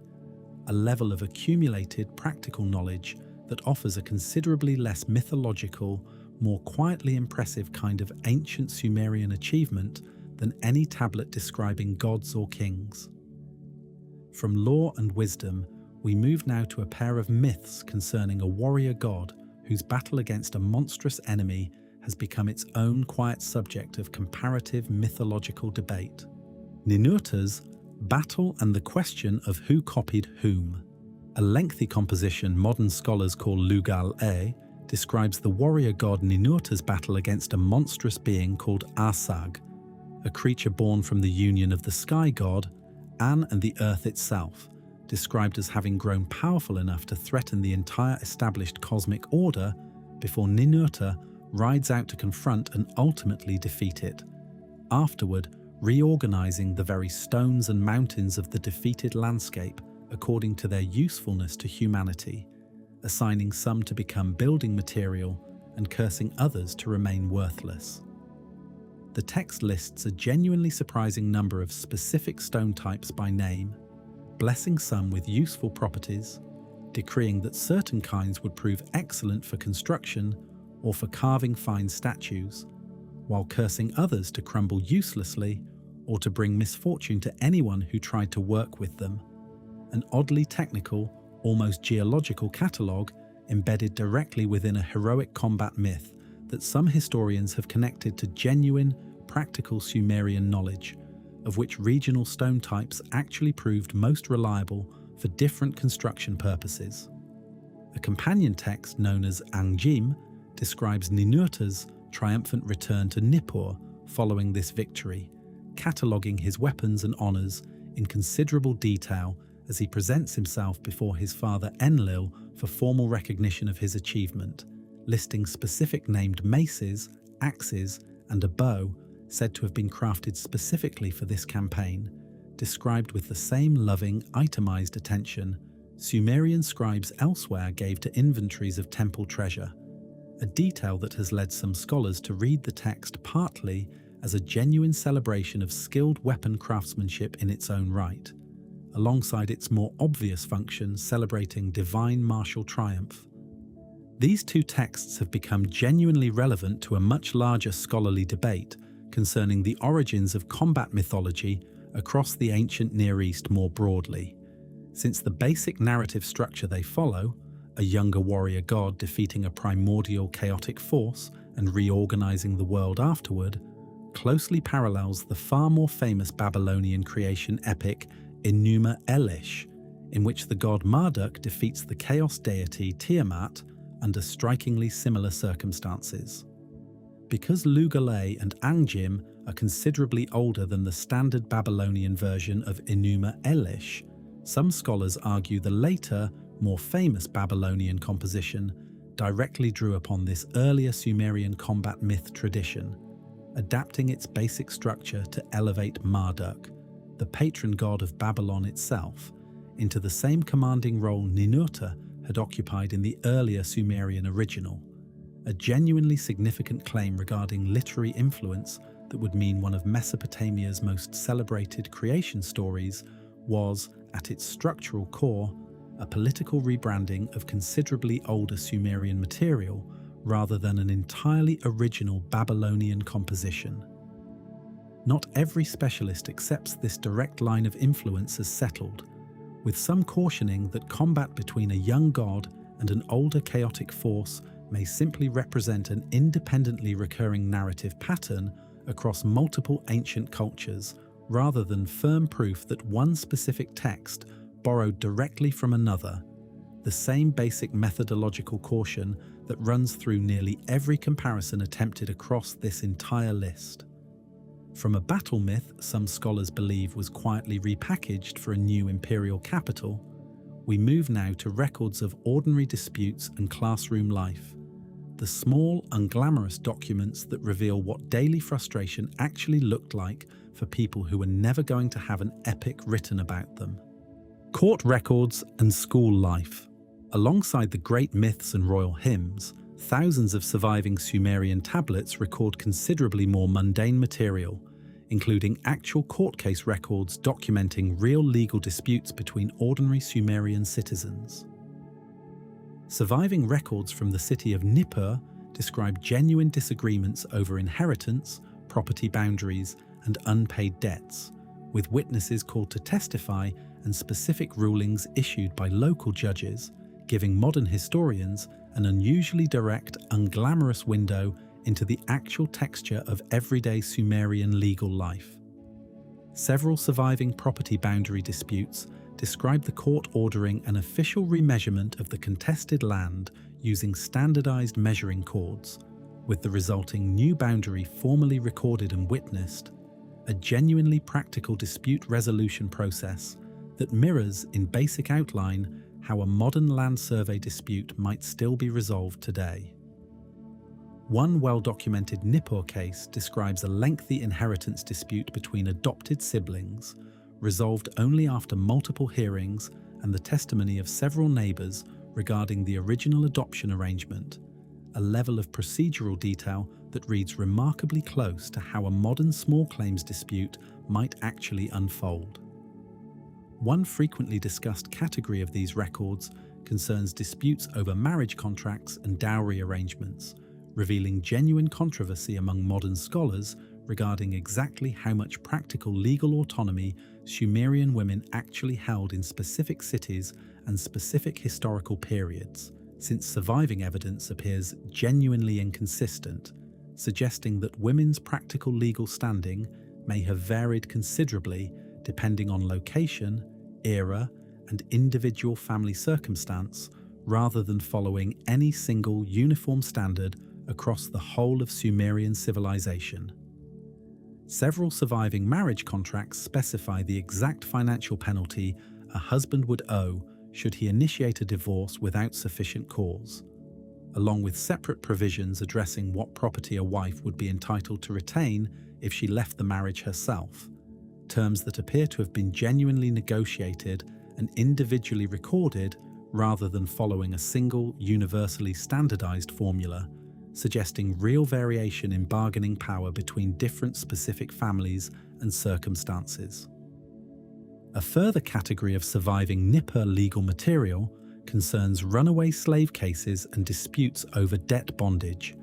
in which individuals or entire families temporarily surrendered their labor to a creditor in exchange for cancelling an outstanding debt, arrangements that surviving contracts describe with a specific agreed-upon time limit after which the arrangement was meant to end. One surviving case describes a legal complaint filed after a bonded individual fled before the agreed term had expired, with the resulting court record documenting the creditor's demand for compensation and the eventual ruling handed down, offering historians a genuinely rare glimpse into how these arrangements were actually enforced or failed to be enforced in practice rather than only in the idealized language of the original contract. Modern historians studying these records have noted genuine disagreement over how closely this practice resembled outright slavery as opposed to a more temporary, contractually limited form of bonded labor. A distinction that matters considerably for understanding the actual lived experience of the people involved, though the surviving tablets themselves rarely record whether these time limits were, in practice, consistently honored by the creditors holding the debt. School tablets recovered from Nippur and other cities offer an equally candid glimpse into scribal education, including surviving compositions describing students being physically disciplined for arriving late, talking without permission, or producing sloppy handwriting, alongside a separate genre of tablets recording student complaints and even outright satirical compositions poking fun at incompetent or overly harsh teachers. A separate, considerably more mundane school tablet describes a typical student's daily schedule in some detail, tracking movement between different lessons focused on vocabulary, mathematics, and the copying of literary texts across the course of a single school day, giving historians a genuinely rare, structured sense of how scribal education was actually organized hour by hour, rather than relying purely on the more dramatic anecdotal material describing punishment and complaint. One especially well-known example describes a student's father visiting the teacher's home, bringing gifts and a shared meal specifically to smooth over his son's recent poor performance. A small but genuinely touching scene that has drawn comparisons from modern readers to the same anxious parent-teacher dynamic still familiar in classrooms today. These tablets have become a subject of scholarly interest specifically because of how directly and personally they read compared to more formal literary or religious material, offering historians a rare, unusually candid window into ordinary frustration and humour that has survived essentially unfiltered across 4,000 years. Advanced scribal students also copied and studied an entire genre of compositions modern scholars call disputation poems, formal debates between two personified rivals, each arguing for its own superior importance while a divine judge eventually decides between them. Surviving examples include the debate between bird and fish, the debate between winter and summer, and the debate between silver and copper, each following a similar structure in which the two competitors trade escalating boasts and insults before a resolution is reached. In the winter and summer debates specifically, each season lists its own contributions to Sumerian agricultural life in turn, winter pointing to the floodwaters and rains that made the following planting season possible, summer pointing to the actual harvest and abundance that followed before the god Enlil ultimately declares, in winter's favour, a resolution some scholars connect to the genuine practical importance flooding held within Sumerian agricultural planning, since the entire irrigation system depended directly on that seasonal flood arriving reliably each year. These texts have generated their own quiet scholarly disagreement regarding their true purpose, with some specialists treating them primarily as a clever rhetorical training exercise, teaching students the persuasive argumentative techniques they would later need as literate administrators, and others arguing the poems carry genuine embedded economic or ecological commentary, reflecting real, practical Sumerian debates over which specific resources or seasons actually mattered most to the wider agricultural economy. Sumerian proverb collections add a further layer of unfiltered daily life material, including a considerable number of entries dealing frankly with sex, drunkenness, and bodily humour, content that earlier generations of more conservative academic translators frequently chose to omit, soften, or leave conspicuously untranslated in published editions, a translation practice modern scholars now openly criticise as having distorted the historical record by presenting a falsely sanitized, more solemn version of Sumerian culture than the actual surviving evidence supports. One frequently cited surviving proverb wryly observes that a dog brought into a tavern by its master ends up drunk right alongside him, a small, self-contained joke about the consequences of poor company that requires no cultural translation whatsoever to land with a modern audience. The Sumerologist Samuel Noah Kramer was among the first prominent scholars to argue publicly that this deliberate softening had genuinely misrepresented the culture to generations of students and general readers, advocating for translations that preserved the original material's full range of tone, from its most solemn religious poetry down to its crudest tavern humour, rather than presenting only the more dignified half of what actually survives. Reading these proverbs today, once restored to their original frankness, offers a useful corrective, a reminder that the people who produced Sumerian civilization's grandest religious hymns and most solemn royal inscriptions were the very same people capable of writing down a crude joke about a bad houseguest or an unfaithful spouse, exactly the same way people do in any other era of human history. From records of ordinary disputes and ordinary jokes, we move now to a genre of tablets that reads like genuine private correspondence between real historical figures, and to a surprisingly difficult scholarly question over whether that correspondence was ever actually sent: the royal letters that may never have been mailed. Scribal schools during the Old Babylonian period preserved and copied a considerable body of what scholars call Sumerian literary letters, compositions formatted exactly like genuine administrative correspondence, addressed from one named historical figure to another, discussing military campaigns, temple business, and urgent political matters in a voice that reads as genuinely personal and immediate rather than formally ceremonial. One frequently cited example describes an anxious exchange in which a provincial official reports difficulty collecting expected grain deliveries and requests further instructions, a genuinely mundane administrative concern rendered with enough specific personal urgency that it reads less like a formal state document and more like a worried subordinate, genuinely unsure how his superior will react to disappointing news. Several of these letters are attributed to real, historically verified Ur-3 kings, including Shulgi and Ibisin, corresponding with their own generals and officials during moments of genuine military crisis, language detailed and specific enough that earlier generations of historians frequently treated these letters as authentic primary source evidence for the actual events surrounding Ur-3's eventual collapse. More recent scholarship has approached these letters with considerably greater caution, since none of the surviving copies date from the actual lifetime of the kings and officials they claim to record,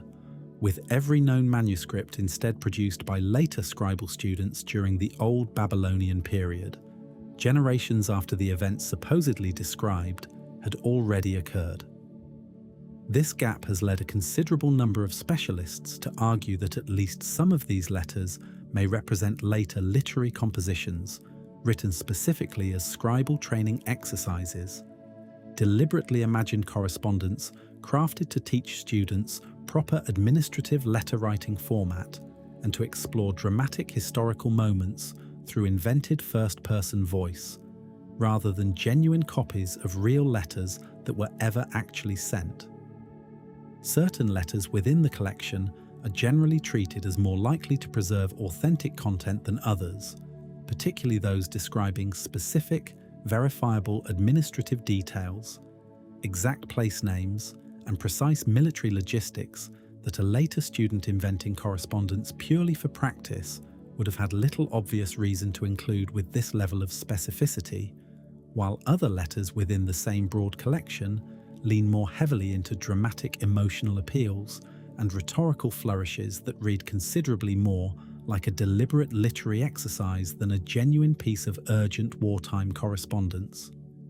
Untangling which specific letters within this body of material preserve authentic historical content and which represent later literary invention remains a genuinely active area of ongoing Assyriological research, with scholars generally now treating the collection as a genuinely mixed body of material, requiring careful, letter-by-letter evaluation, rather than either wholesale acceptance or wholesale dismissal. From letters that may never have reached their intended reader, we move now to a cluster of tablets that step away from correspondence and law entirely, concerned instead with numbers, temple construction, and the surprisingly personal story a set of clay cylinders tells about how one king believed his god actually spoke to him. The Gudea cylinders and the tablets that do math, among the most physically distinctive Sumerian texts to survive, are two large clay cylinders commissioned by Gudea, a ruler of Lagash, during the 22nd century BCE, describing in extraordinary, almost obsessive detail his construction of a temple dedicated to the city's patron god Ningirsu. The narrative describes Gudea receiving explicit architectural instruction through a dream, in which Ningirsu himself appears alongside a divine architect holding a tablet displaying the temple's intended design, and a separate goddess presenting a brick mold. Imagery scholars have found genuinely striking, since it depicts construction planning, complete with something resembling an architectural blueprint, as a directly divine act rather than a purely human engineering decision. Alongside the cylinders themselves, archaeologists recovered roughly 24 statues of Gudea carved from imported diorite, an extremely hard dark stone requiring genuinely skilled labor to shape using the tools available at the time, several inscribed with shorter texts describing the same temple project in slightly varied language, giving scholars multiple independent versions of the same basic building narrative to compare against one another. Whether this dream narrative reflects a genuine, sincerely reported religious experience or a deliberate literary device meant to lend unquestionable divine authority to an enormously expensive building project remains a real point of scholarly disagreement, since ancient Mesopotamian rulers had an obvious practical incentive to frame costly public works as directly commanded by the gods, rather than as a purely political choice open to criticism from their own subjects. A separate and considerably less mythological category of controversy surrounds the thousands of surviving Sumerian and early Babylonian mathematical tablets recovered primarily from later scribal school contexts, recording everything from basic multiplication tables to considerably more advanced geometric and algebraic problems, all worked using the same base 60 numerical system that still shapes how the modern world divides an hour into minutes and a circle into 360 degrees. A genuinely direct, unbroken practical legacy connecting anyone glancing at a clock or a compass. Today, back to scribal choices made in Sumerian classrooms more than 4,000 years ago. One frequently studied example describes a problem calculating the dimensions of a canal given its total volume and desired depth. A genuinely practical piece of applied mathematics directly connected to the same irrigation infrastructure Sumerian agriculture depended upon, reminding modern readers that even the most abstract-seeming scribal mathematics exercises often traced back to genuinely concrete administrative and engineering needs. Several of these tablets contain what appear to be genuine calculation errors, and scholars have long debated whether specific mistakes represent an honest mathematical error made by an ancient scribe under training, a later copying mistake introduced when the tablet was recopied from an earlier, error-free original, or, in a smaller number of genuinely contested cases, evidence that modern researchers have simply misunderstood the specific mathematical convention or notation the original Sumerian scribe was actually using, mistaking an intentional, methodologically sound shortcut for an outright error. Untangling which explanation applies to any specific damaged or ambiguous tablet requires genuinely careful comparative work across multiple surviving examples of the same basic problem type, since a single isolated tablet rarely offers enough context on its own to settle the question definitively. From a set of temple cylinders describing divine architecture and a stack of scribal math homework alike, we move now to a myth in which the Sumerians themselves tried to explain exactly how writing came to exist in the first place. Writing's own origin myth. A lengthy Sumerian composition called Enmerkar and the Lord of Aratta describes a legendary rivalry between the city of Uruk and a distant wealthy city called Aratta, with the two rulers exchanging an escalating series of demands and challenges carried back and forth by a messenger, Enmerkar insisting Aratta send precious stone and metal to help decorate Uruk's temples, and Aratta's own ruler responding with a series of seemingly impossible riddles and counter-demands meant to test Enmerkar's own wisdom and divine favor before any goods would actually change hands. Among the specific challenges described, Aratta's ruler at one point demands that Enmerkar send grain that has neither been carried in a sack nor bound with rope. A riddle Enmerkar eventually solves by having the grain sprouted first so that it could be transported as living plants rather than as loose, unsecured seed. A small but genuinely clever piece of practical problem solving embedded within the poem's larger diplomatic contest. At a pivotal point in the story, the messenger finds himself unable to accurately carry an increasingly long and complicated message by memory alone, prompting Enmerkar to invent writing itself as a practical solution, pressing symbols into clay specifically so his message could be recorded and delivered with complete accuracy. This passage has generated genuine scholarly excitement and equally genuine scholarly caution in roughly equal measure, since it represents a rare instance of the Sumerians themselves offering an explicit origin story for their own writing system, even though modern archaeological evidence makes clear that writing actually developed gradually over a considerable span of time, driven by administrative necessity rather than springing into existence during any single dramatic moment, meaning the myth almost certainly represents a later, retrospective explanation rather than any kind of accurate historical memory of writing's actual, more gradual invention. The broader Enmerkar and Arata cycle also includes a separate composition, generally known as Enmerkar and Ensukesh Dana, describing a magical contest between rival sorcerers representing each city, in which a sorcerer from Arata travels to Uruk, attempting to seduce its priestess and undermine its ruler through magical means, only to be defeated in a formal contest of supernatural skill by a wise old woman acting on Uruk's behalf, a detail some scholars read as reflecting genuine ancient Sumerian respect for older female religious specialists and their perceived spiritual authority. Both texts together have become a subject of debate regarding the exact location of Arata itself, with proposed identifications ranging across various regions of ancient Iran, including areas near Lake Urmia and further east toward the Iranian Plateau, an unresolved geographic puzzle that continues to generate competing scholarly proposals without any clear resolution in sight, complicated further by the fact that no archaeological site definitively matching Arata's described wealth and prominence has ever been conclusively identified anywhere within these proposed regions.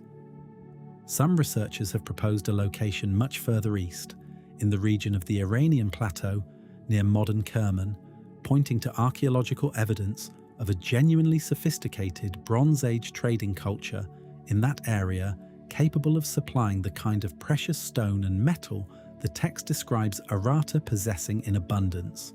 while other scholars remain skeptical that any specific single site will ever be confidently matched to a city whose description may itself blend several real trading partners into one composite, semi-legendary rival for literary purposes. A separate cycle of poems concerning the legendary king Lugalbanda, generally remembered as an earlier ruler of Uruk connected to Enmerkar's own dynasty, describes his survival alone in the wilderness after falling gravely ill during a military campaign, his condition described in the poem with genuinely vivid physical detail, unable to walk or speak clearly, left behind by his own companions who assumed he would not recover and would rather leave him with adequate provisions than delay the entire army's march, and his eventual acquisition of supernatural speed and endurance through the favour of a divine giant bird whose nest and young chick he had earlier cared for and decorated during his own recovery. A second poem in the same cycle puts this newly granted speed to direct narrative use, describing Lugalbanda volunteering to race back to Uruk alone to deliver an urgent message to Enmerkar during the very same siege of Arata described in the writing origin myth, covering a distance that would ordinarily take a travelling army many days in what the poem describes as a single, almost impossibly swift journey, a detail that connects this cycle directly back to the same broader Enmerkar and Arata storyline, even though the two poems are generally studied and transmitted as separate compositions. These poems, like the Enmerkar cycle, blend plausible historical elements, real geographic locations, and real political rivalries, with clearly fantastical mythological content, creating the same basic interpretive challenge that runs through so much of this list: the genuine difficulty of determining exactly where historical memory ends and pure storytelling invention begins within any given ancient Sumerian text. A final physically unique artifact connected to this same broader theme is the Uruk vase, a tall carved alabaster vessel bearing a detailed relief depicting religious ritual and offering scenes, accompanied by inscriptions that, while not narrating a myth in the way the Enmerkar cycle does, represent some of the very earliest surviving examples of Sumerian writing being used in direct combination with sophisticated pictorial art, an important artifact for understanding how early Sumerian visual and written communication developed alongside one another. The vase itself became the center of its own modern controversy in 2003, when it was stolen from the National Museum of Iraq in Baghdad during the widespread looting that struck the museum amid regional conflict, only to be returned some weeks later in pieces, left anonymously in the trunk of a car. a genuinely fortunate outcome given how many other artifacts stolen from the same museum during that same period have never been recovered, and the vase has since been carefully restored and remains on display, its cracked but reassembled surface now itself a visible record of the modern turmoil surrounding its custody. From myths and monuments describing writing's own origin, we move now to a considerably smaller and considerably more light-hearted genre of Sumerian tablet, one filled with talking foxes, boastful lions, and the same basic sense of humor found in fable traditions across nearly every later human culture. The Fox Fables and the Question of Sumerian humor. Alongside the grand myths and formal disputation poems already covered, Sumerian scribal schools also preserved a genuine body of short animal fables, most centering on a cunning, morally ambiguous fox character who repeatedly talks his way out of trouble with larger, more powerful animals through sheer cleverness rather than any physical advantage. Surviving fragments describe the fox attempting to trick a wolf out of a meal, boasting of accomplishments he clearly never achieved, and, in one frequently cited example, escaping punishment from a lion by flattering his way back into favor after being caught in an earlier lie. A narrative pattern genuinely similar to trickster fox stories found independently across numerous later cultures worldwide, from European folklore to indigenous storytelling traditions in entirely separate parts of the globe. A separate surviving fragment describes the fox attempting and failing to gain entry into the city of Nippur itself by disguising his voice and claiming to be a messenger with urgent news, only to be recognized and driven off by suspicious gatekeepers, a small comic episode that scholars have noted places the trickster fox directly within a recognizable, named Sumerian city, rather than in the vague, placeless setting many fables of this kind typically use, grounding the humor in a location the poem's original audience would have known firsthand. The genuine scholarly debate surrounding these fables concerns how deliberately they functioned as moral instruction as opposed to pure entertainment.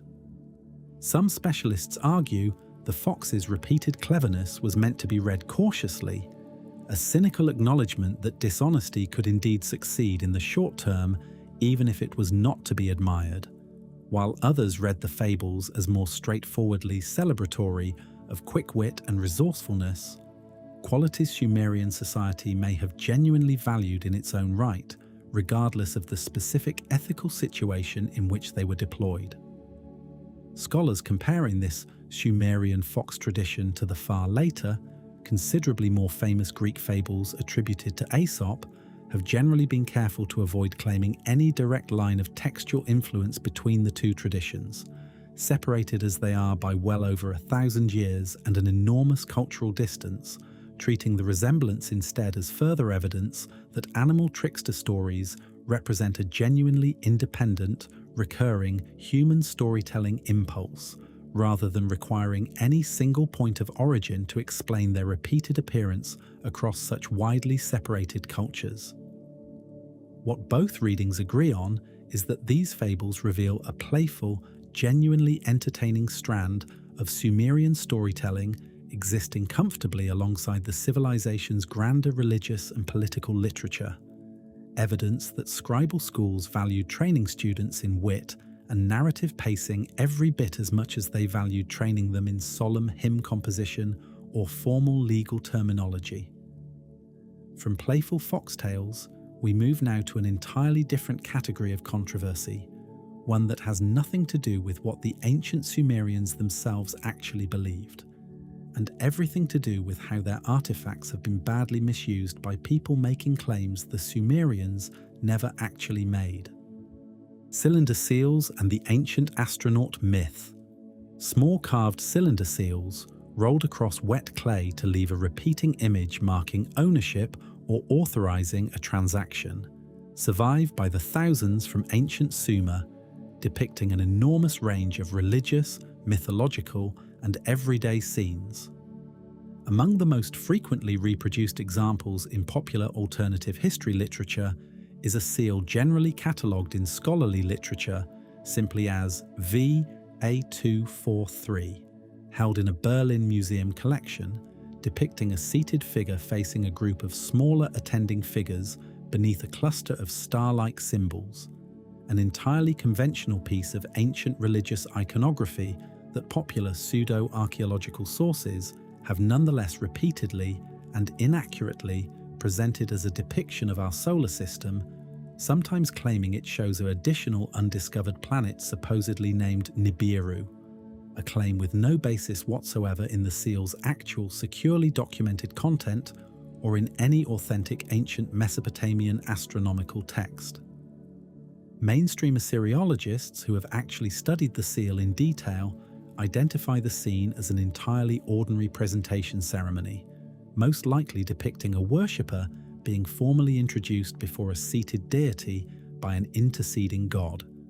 a genre of scene that appears constantly across thousands of other securely documented Mesopotamian cylinder seals, with the surrounding star symbols representing standard astral iconography associated with specific deities rather than anything resembling a scientifically accurate depiction of the solar system's actual planetary arrangement. A small number of these seals, along with certain other pieces of Sumerian and Akkadian religious art, have become the center of a widespread and persistent pseudo-archaeological controversy, most closely associated with the popular author Zecharia Sitchin, who argued across a series of best-selling books published beginning in the 1970s that specific Sumerian texts and images actually described ancient astronauts, a genetically advanced alien species called the Anunnaki, who supposedly created humanity through genetic engineering and were later depicted in Sumerian art traveling aboard actual spacecraft. Sitchin's specific claims rest heavily on his own idiosyncratic translations and interpretations of Sumerian texts, readings that professional Assyriologists and linguists specializing in the Sumerian language have consistently and thoroughly rejected as fundamentally mistaken, pointing out specific and repeated translation errors throughout his work, including his treatment of the term Anunnaki itself, which in scholarly verified Sumerian usage refers simply to the broader collective group of gods within the standard Sumerian pantheon, carrying no connection whatsoever to extraterrestrial visitors in any authentic ancient source. Sitchin also relied heavily on his own idiosyncratic reading of the Sumerian and Akkadian term generally translated by mainstream scholars as heaven or sky, insisting it instead referred specifically to celestial bodies functioning as literal planets in a modern astronomical sense, a reading that requires ignoring the far more consistent and contextually supported translation accepted across the entire rest of the professional field. A frequently cited piece of supposed supporting evidence, a cylinder seal depicting a winged disc symbol that Sitchin and his followers interpret as a representation of a planet or spacecraft, is understood by mainstream Assyriologists as a well-documented conventional symbol representing the sun god, appearing consistently across a very large number of securely dated and thoroughly studied ancient Near Eastern artworks, in contexts that leave no scholarly doubt about its actual religious meaning. The very same winged disc symbol appears repeatedly on Assyrian royal reliefs, hovering directly above the king during scenes of battle or formal ceremony, contexts entirely unrelated to any conceivable spacecraft or planetary imagery, and instead consistently associated with divine protection and blessing being extended over the ruler from above, a pattern of usage so well documented across hundreds of independently studied examples that mainstream scholars consider the symbol's actual meaning about as settled as any question in the entire field of ancient Near Eastern iconography can reasonably be. Despite this thorough and repeated scholarly rejection, Sitchin's ancient astronaut theories retain a significant popular following today, regularly repeated across television programs, internet content, and popular books, creating a real and ongoing tension between mainstream academic Assyriology and a persistent strand of popular alternative history that continues treating these thoroughly debunked interpretations as legitimate, suppressed knowledge. A long-running cable television series devoted specifically to this same broader category of ancient astronaut theorizing has featured Sitchin's specific Sumerian claims prominently across numerous episodes, introducing his interpretations to a considerably larger and considerably less specialized audience than his own books alone had ever reached, and creating a genuinely difficult ongoing communication challenge for professional archaeologists and historians attempting to correct the resulting popular misconceptions through more traditional academic and educational channels that simply cannot match the same broad reach or entertainment appeal. Some working Sumerologists have responded by turning directly to the same popular platforms driving the misconception in the first place, publishing accessible online explainers and public lecture recordings specifically addressing Sitchin's claims point by point, a genuinely pragmatic recognition that dry academic rebuttal alone was never going to reach the same audience the original claims had already captured. Professional Sumerologists generally respond to these claims not with anger, but with a kind of weary, practiced patience, since correcting the same specific mistranslations and misidentified symbols has become a routine, recurring part of public engagement work within the field. One considerably less glamorous than the ancient astronaut theories themselves, but considerably more grounded in what the actual surviving cuneiform evidence genuinely supports. From artifacts badly misread by modern pseudoscience, we travel now to a small clay tablet from Nippur that holds a considerably more grounded and considerably less contested claim to genuine historical importance, the oldest known collection of medical prescriptions anywhere in the world. The Nippur medical tablet and the debate over ancient pharmacy.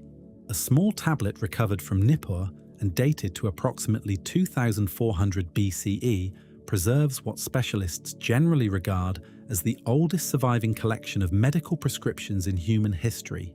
listing a series of remedies made from plants, minerals, and other natural substances intended to treat specific ailments. Unlike many later Mesopotamian medical texts, which blend practical treatment instructions with incantations addressing the belief that illness could stem from the displeasure of a god or the influence of a malevolent spirit. This particular tablet reads in a strikingly plain, practical tone, listing ingredients and preparation methods without any accompanying religious ritual, a genuinely notable contrast that has led some historians to argue the text represents a distinct, more empirically minded strand of ancient Sumerian medical thinking existing alongside, rather than entirely replaced by, the more overtly magical and religious healing traditions documented in later periods. One representative entry describes grinding specific plant substances together, mixing the resulting powder with beer, and applying the mixture directly to an affected area, a preparation method genuinely consistent with how many later, better documented Mesopotamian remedies were also administered,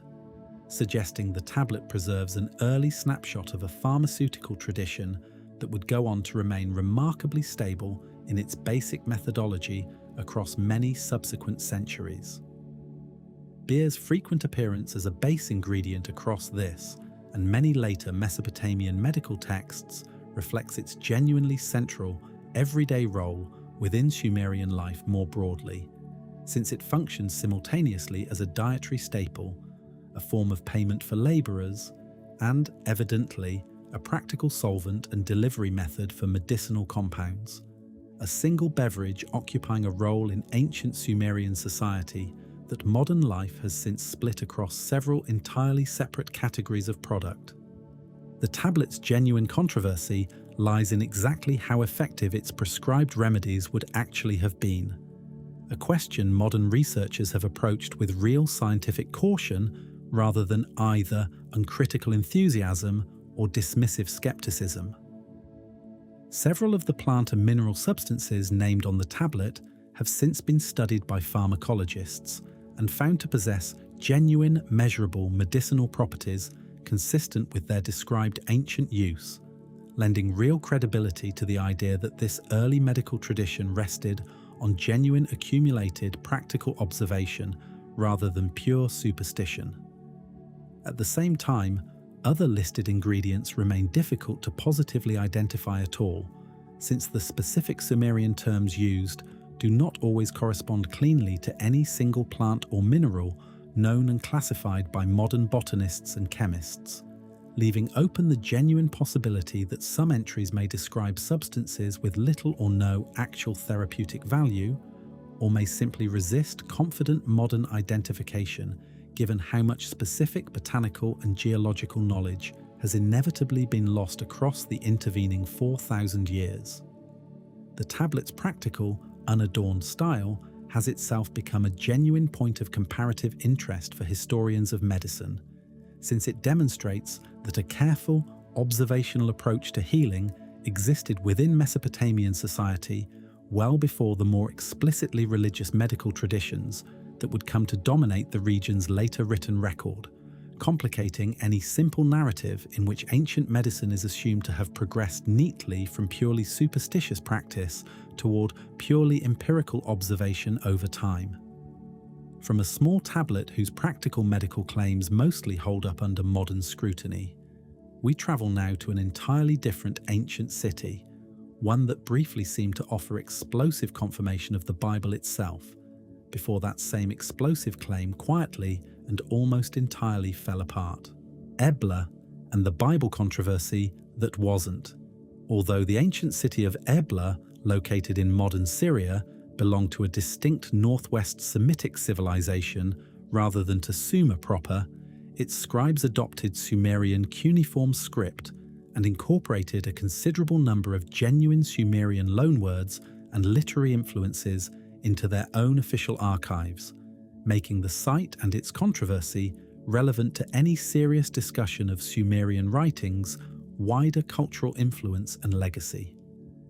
Beginning in the mid-1970s, Italian archaeologists excavating Ebla recovered an enormous royal archive containing tens of thousands of cuneiform tablets, remarkably well preserved, specifically because the palace building housing them had burned down in antiquity,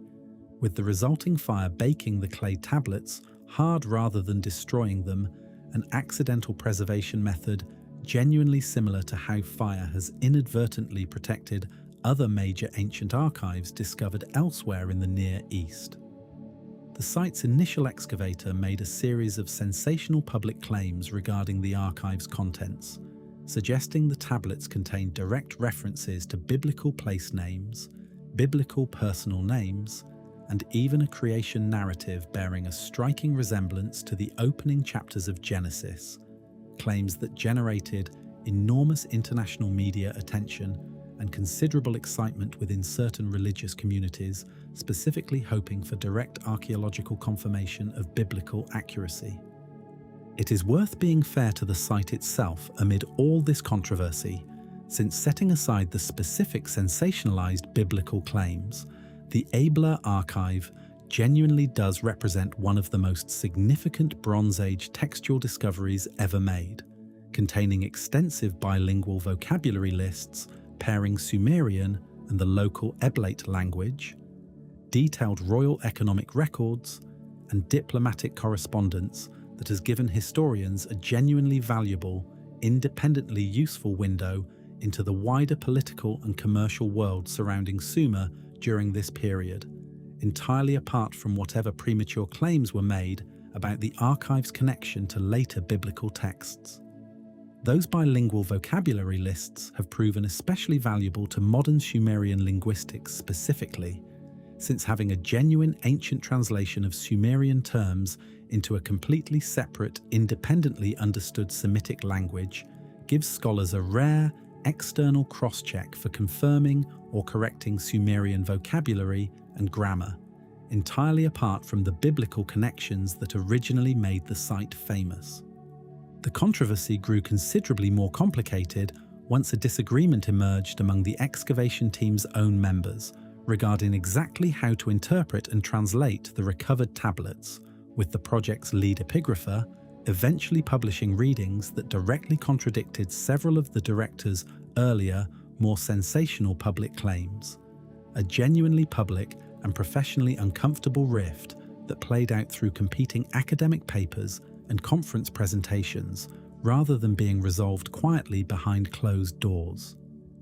The controversy also became entangled with broader regional political tensions of the era, since some of the initial sensational claims linking Ebla directly to biblical geography were seized upon and amplified by outside groups with their own separate political and religious motivations for wanting an early, extra-biblical confirmation of specific scriptural claims, adding an additional layer of public pressure and scrutiny to what should ideally have remained a purely internal scholarly translation debate. Subsequent, more careful and considerably more sober scholarly analysis of the actual Ebla tablets found that the vast majority of these initial sensational claims did not hold up under closer examination. Many of the supposed biblical name parallels turned out to be considerably more ambiguous or coincidental than originally announced. Common Semitic naming patterns that appeared across the wider ancient Near East rather than representing any specific, direct connection to biblical figures, and the supposedly Genesis-like creation narrative was subsequently reassessed by specialists as bearing only a fairly loose, general resemblance to the biblical account rather than anything approaching a direct textual parallel. The controversy created lasting friction within the broader field of Near Eastern archaeology, and it stands today as a frequently cited cautionary example of the real professional and academic risks involved in making dramatic public announcements about newly discovered ancient texts before the far slower, far more careful work of proper translation and peer review has actually been completed. A lesson the field has taken seriously in the decades since. From an archaeological controversy rooted in overzealous, premature public announcement, we travel now to an entirely different and considerably more recent category of controversy, one involving actual criminal smuggling networks and a very public legal settlement. Looting, forgery, and a very modern scandal. Not every controversy surrounding Sumerian tablets concerns ancient translation disputes or mythological interpretation. A considerable and ongoing modern controversy involves the illegal looting, smuggling, and sale of genuine ancient Mesopotamian artifacts. A black market trade that intensified dramatically following periods of regional conflict and instability,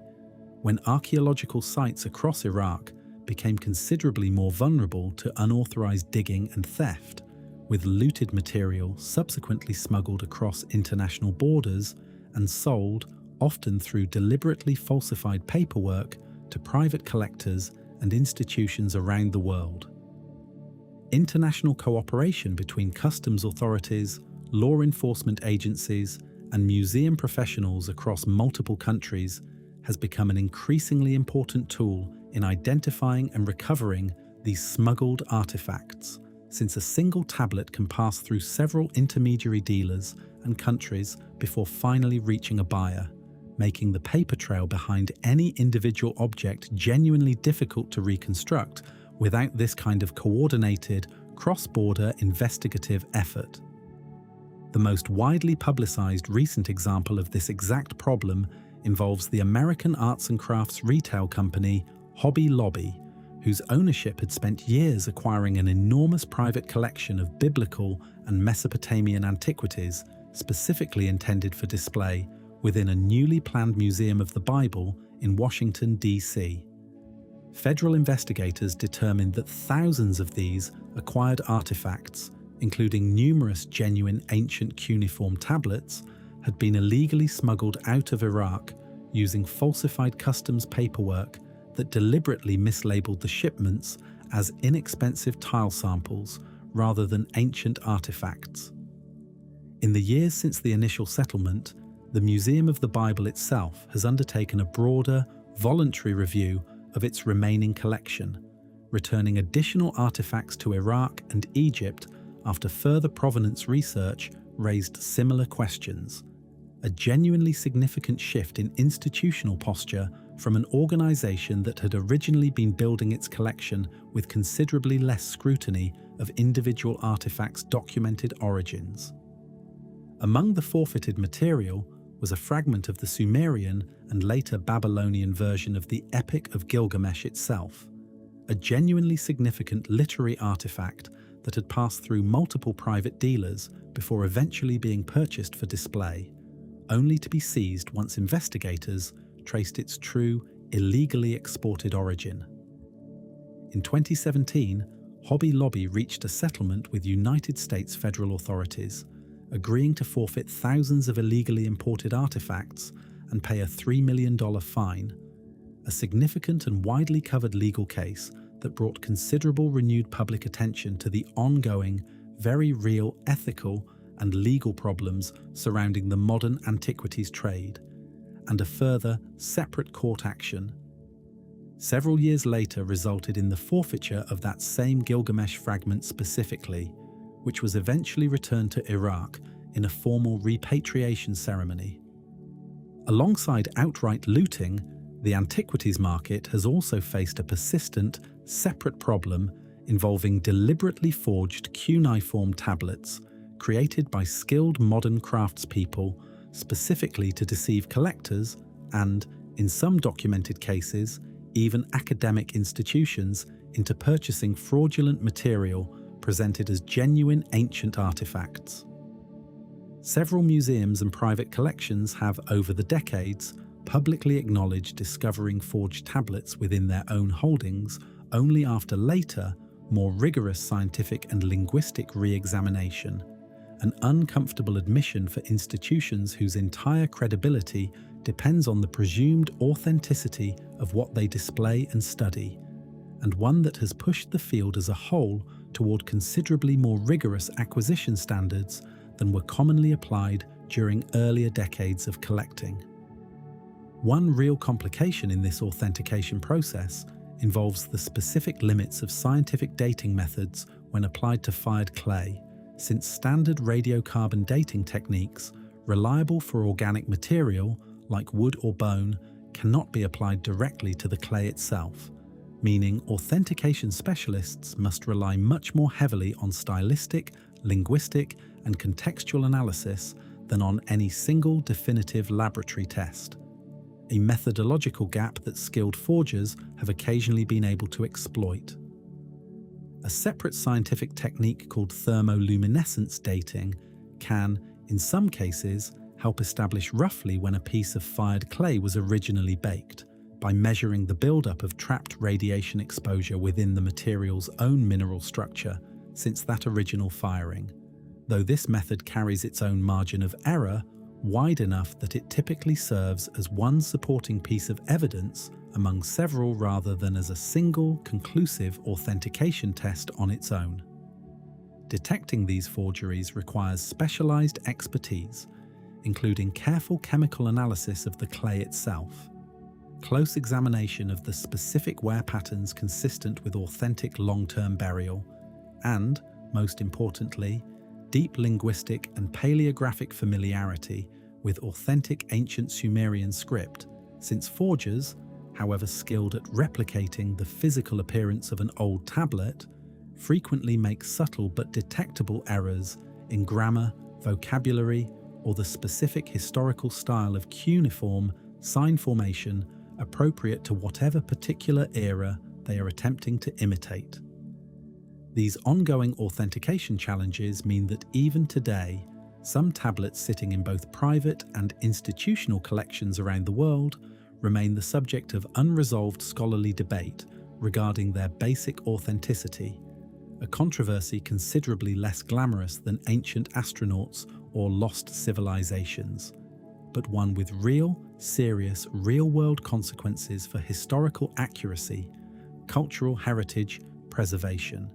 and the communities whose own ancient history has been quite literally stolen and sold out from under them.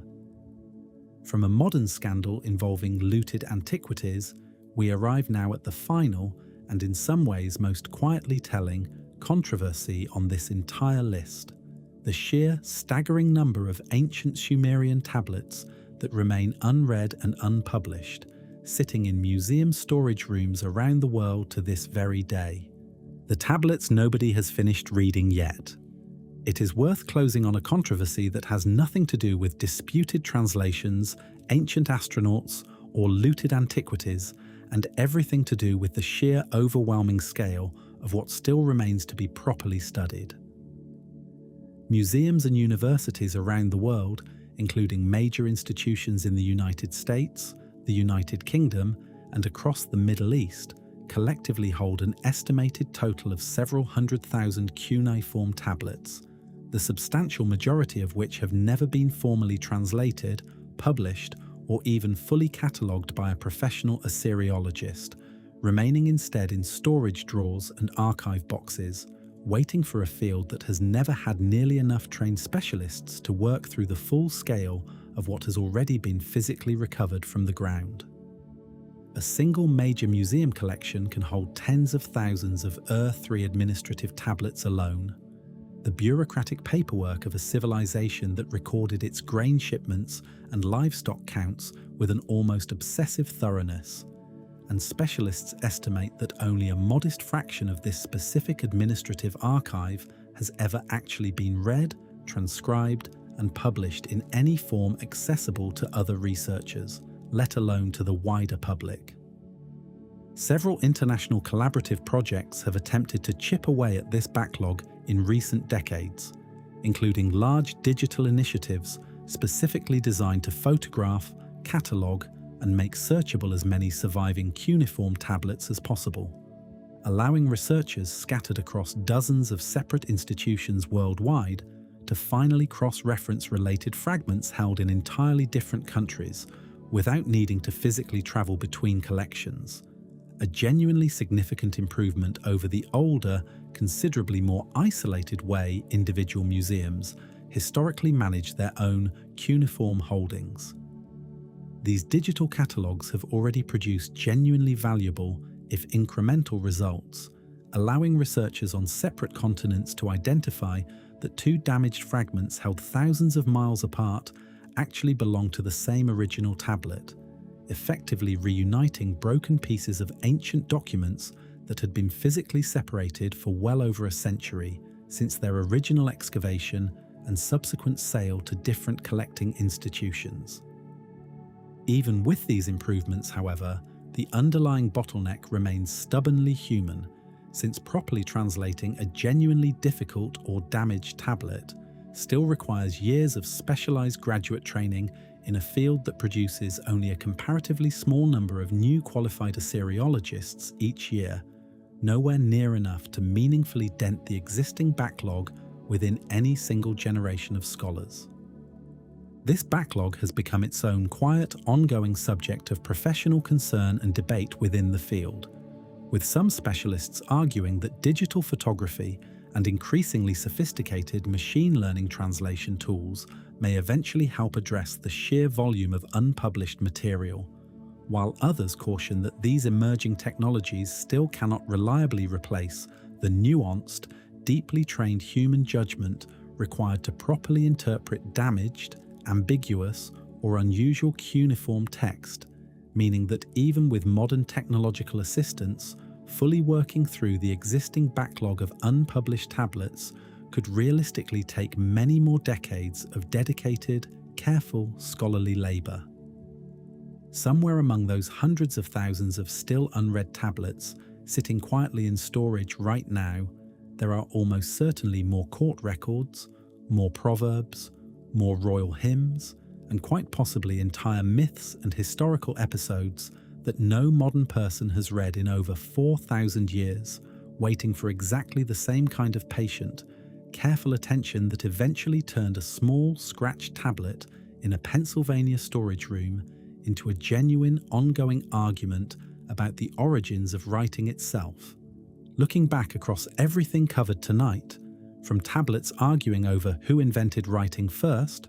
to a king list that blends real history with reign lengths no human being could possibly have lived through, to myths still debated for their genuine emotional and moral complexity, to a very real, very recent legal case involving smuggled antiquities and a $3 million federal settlement.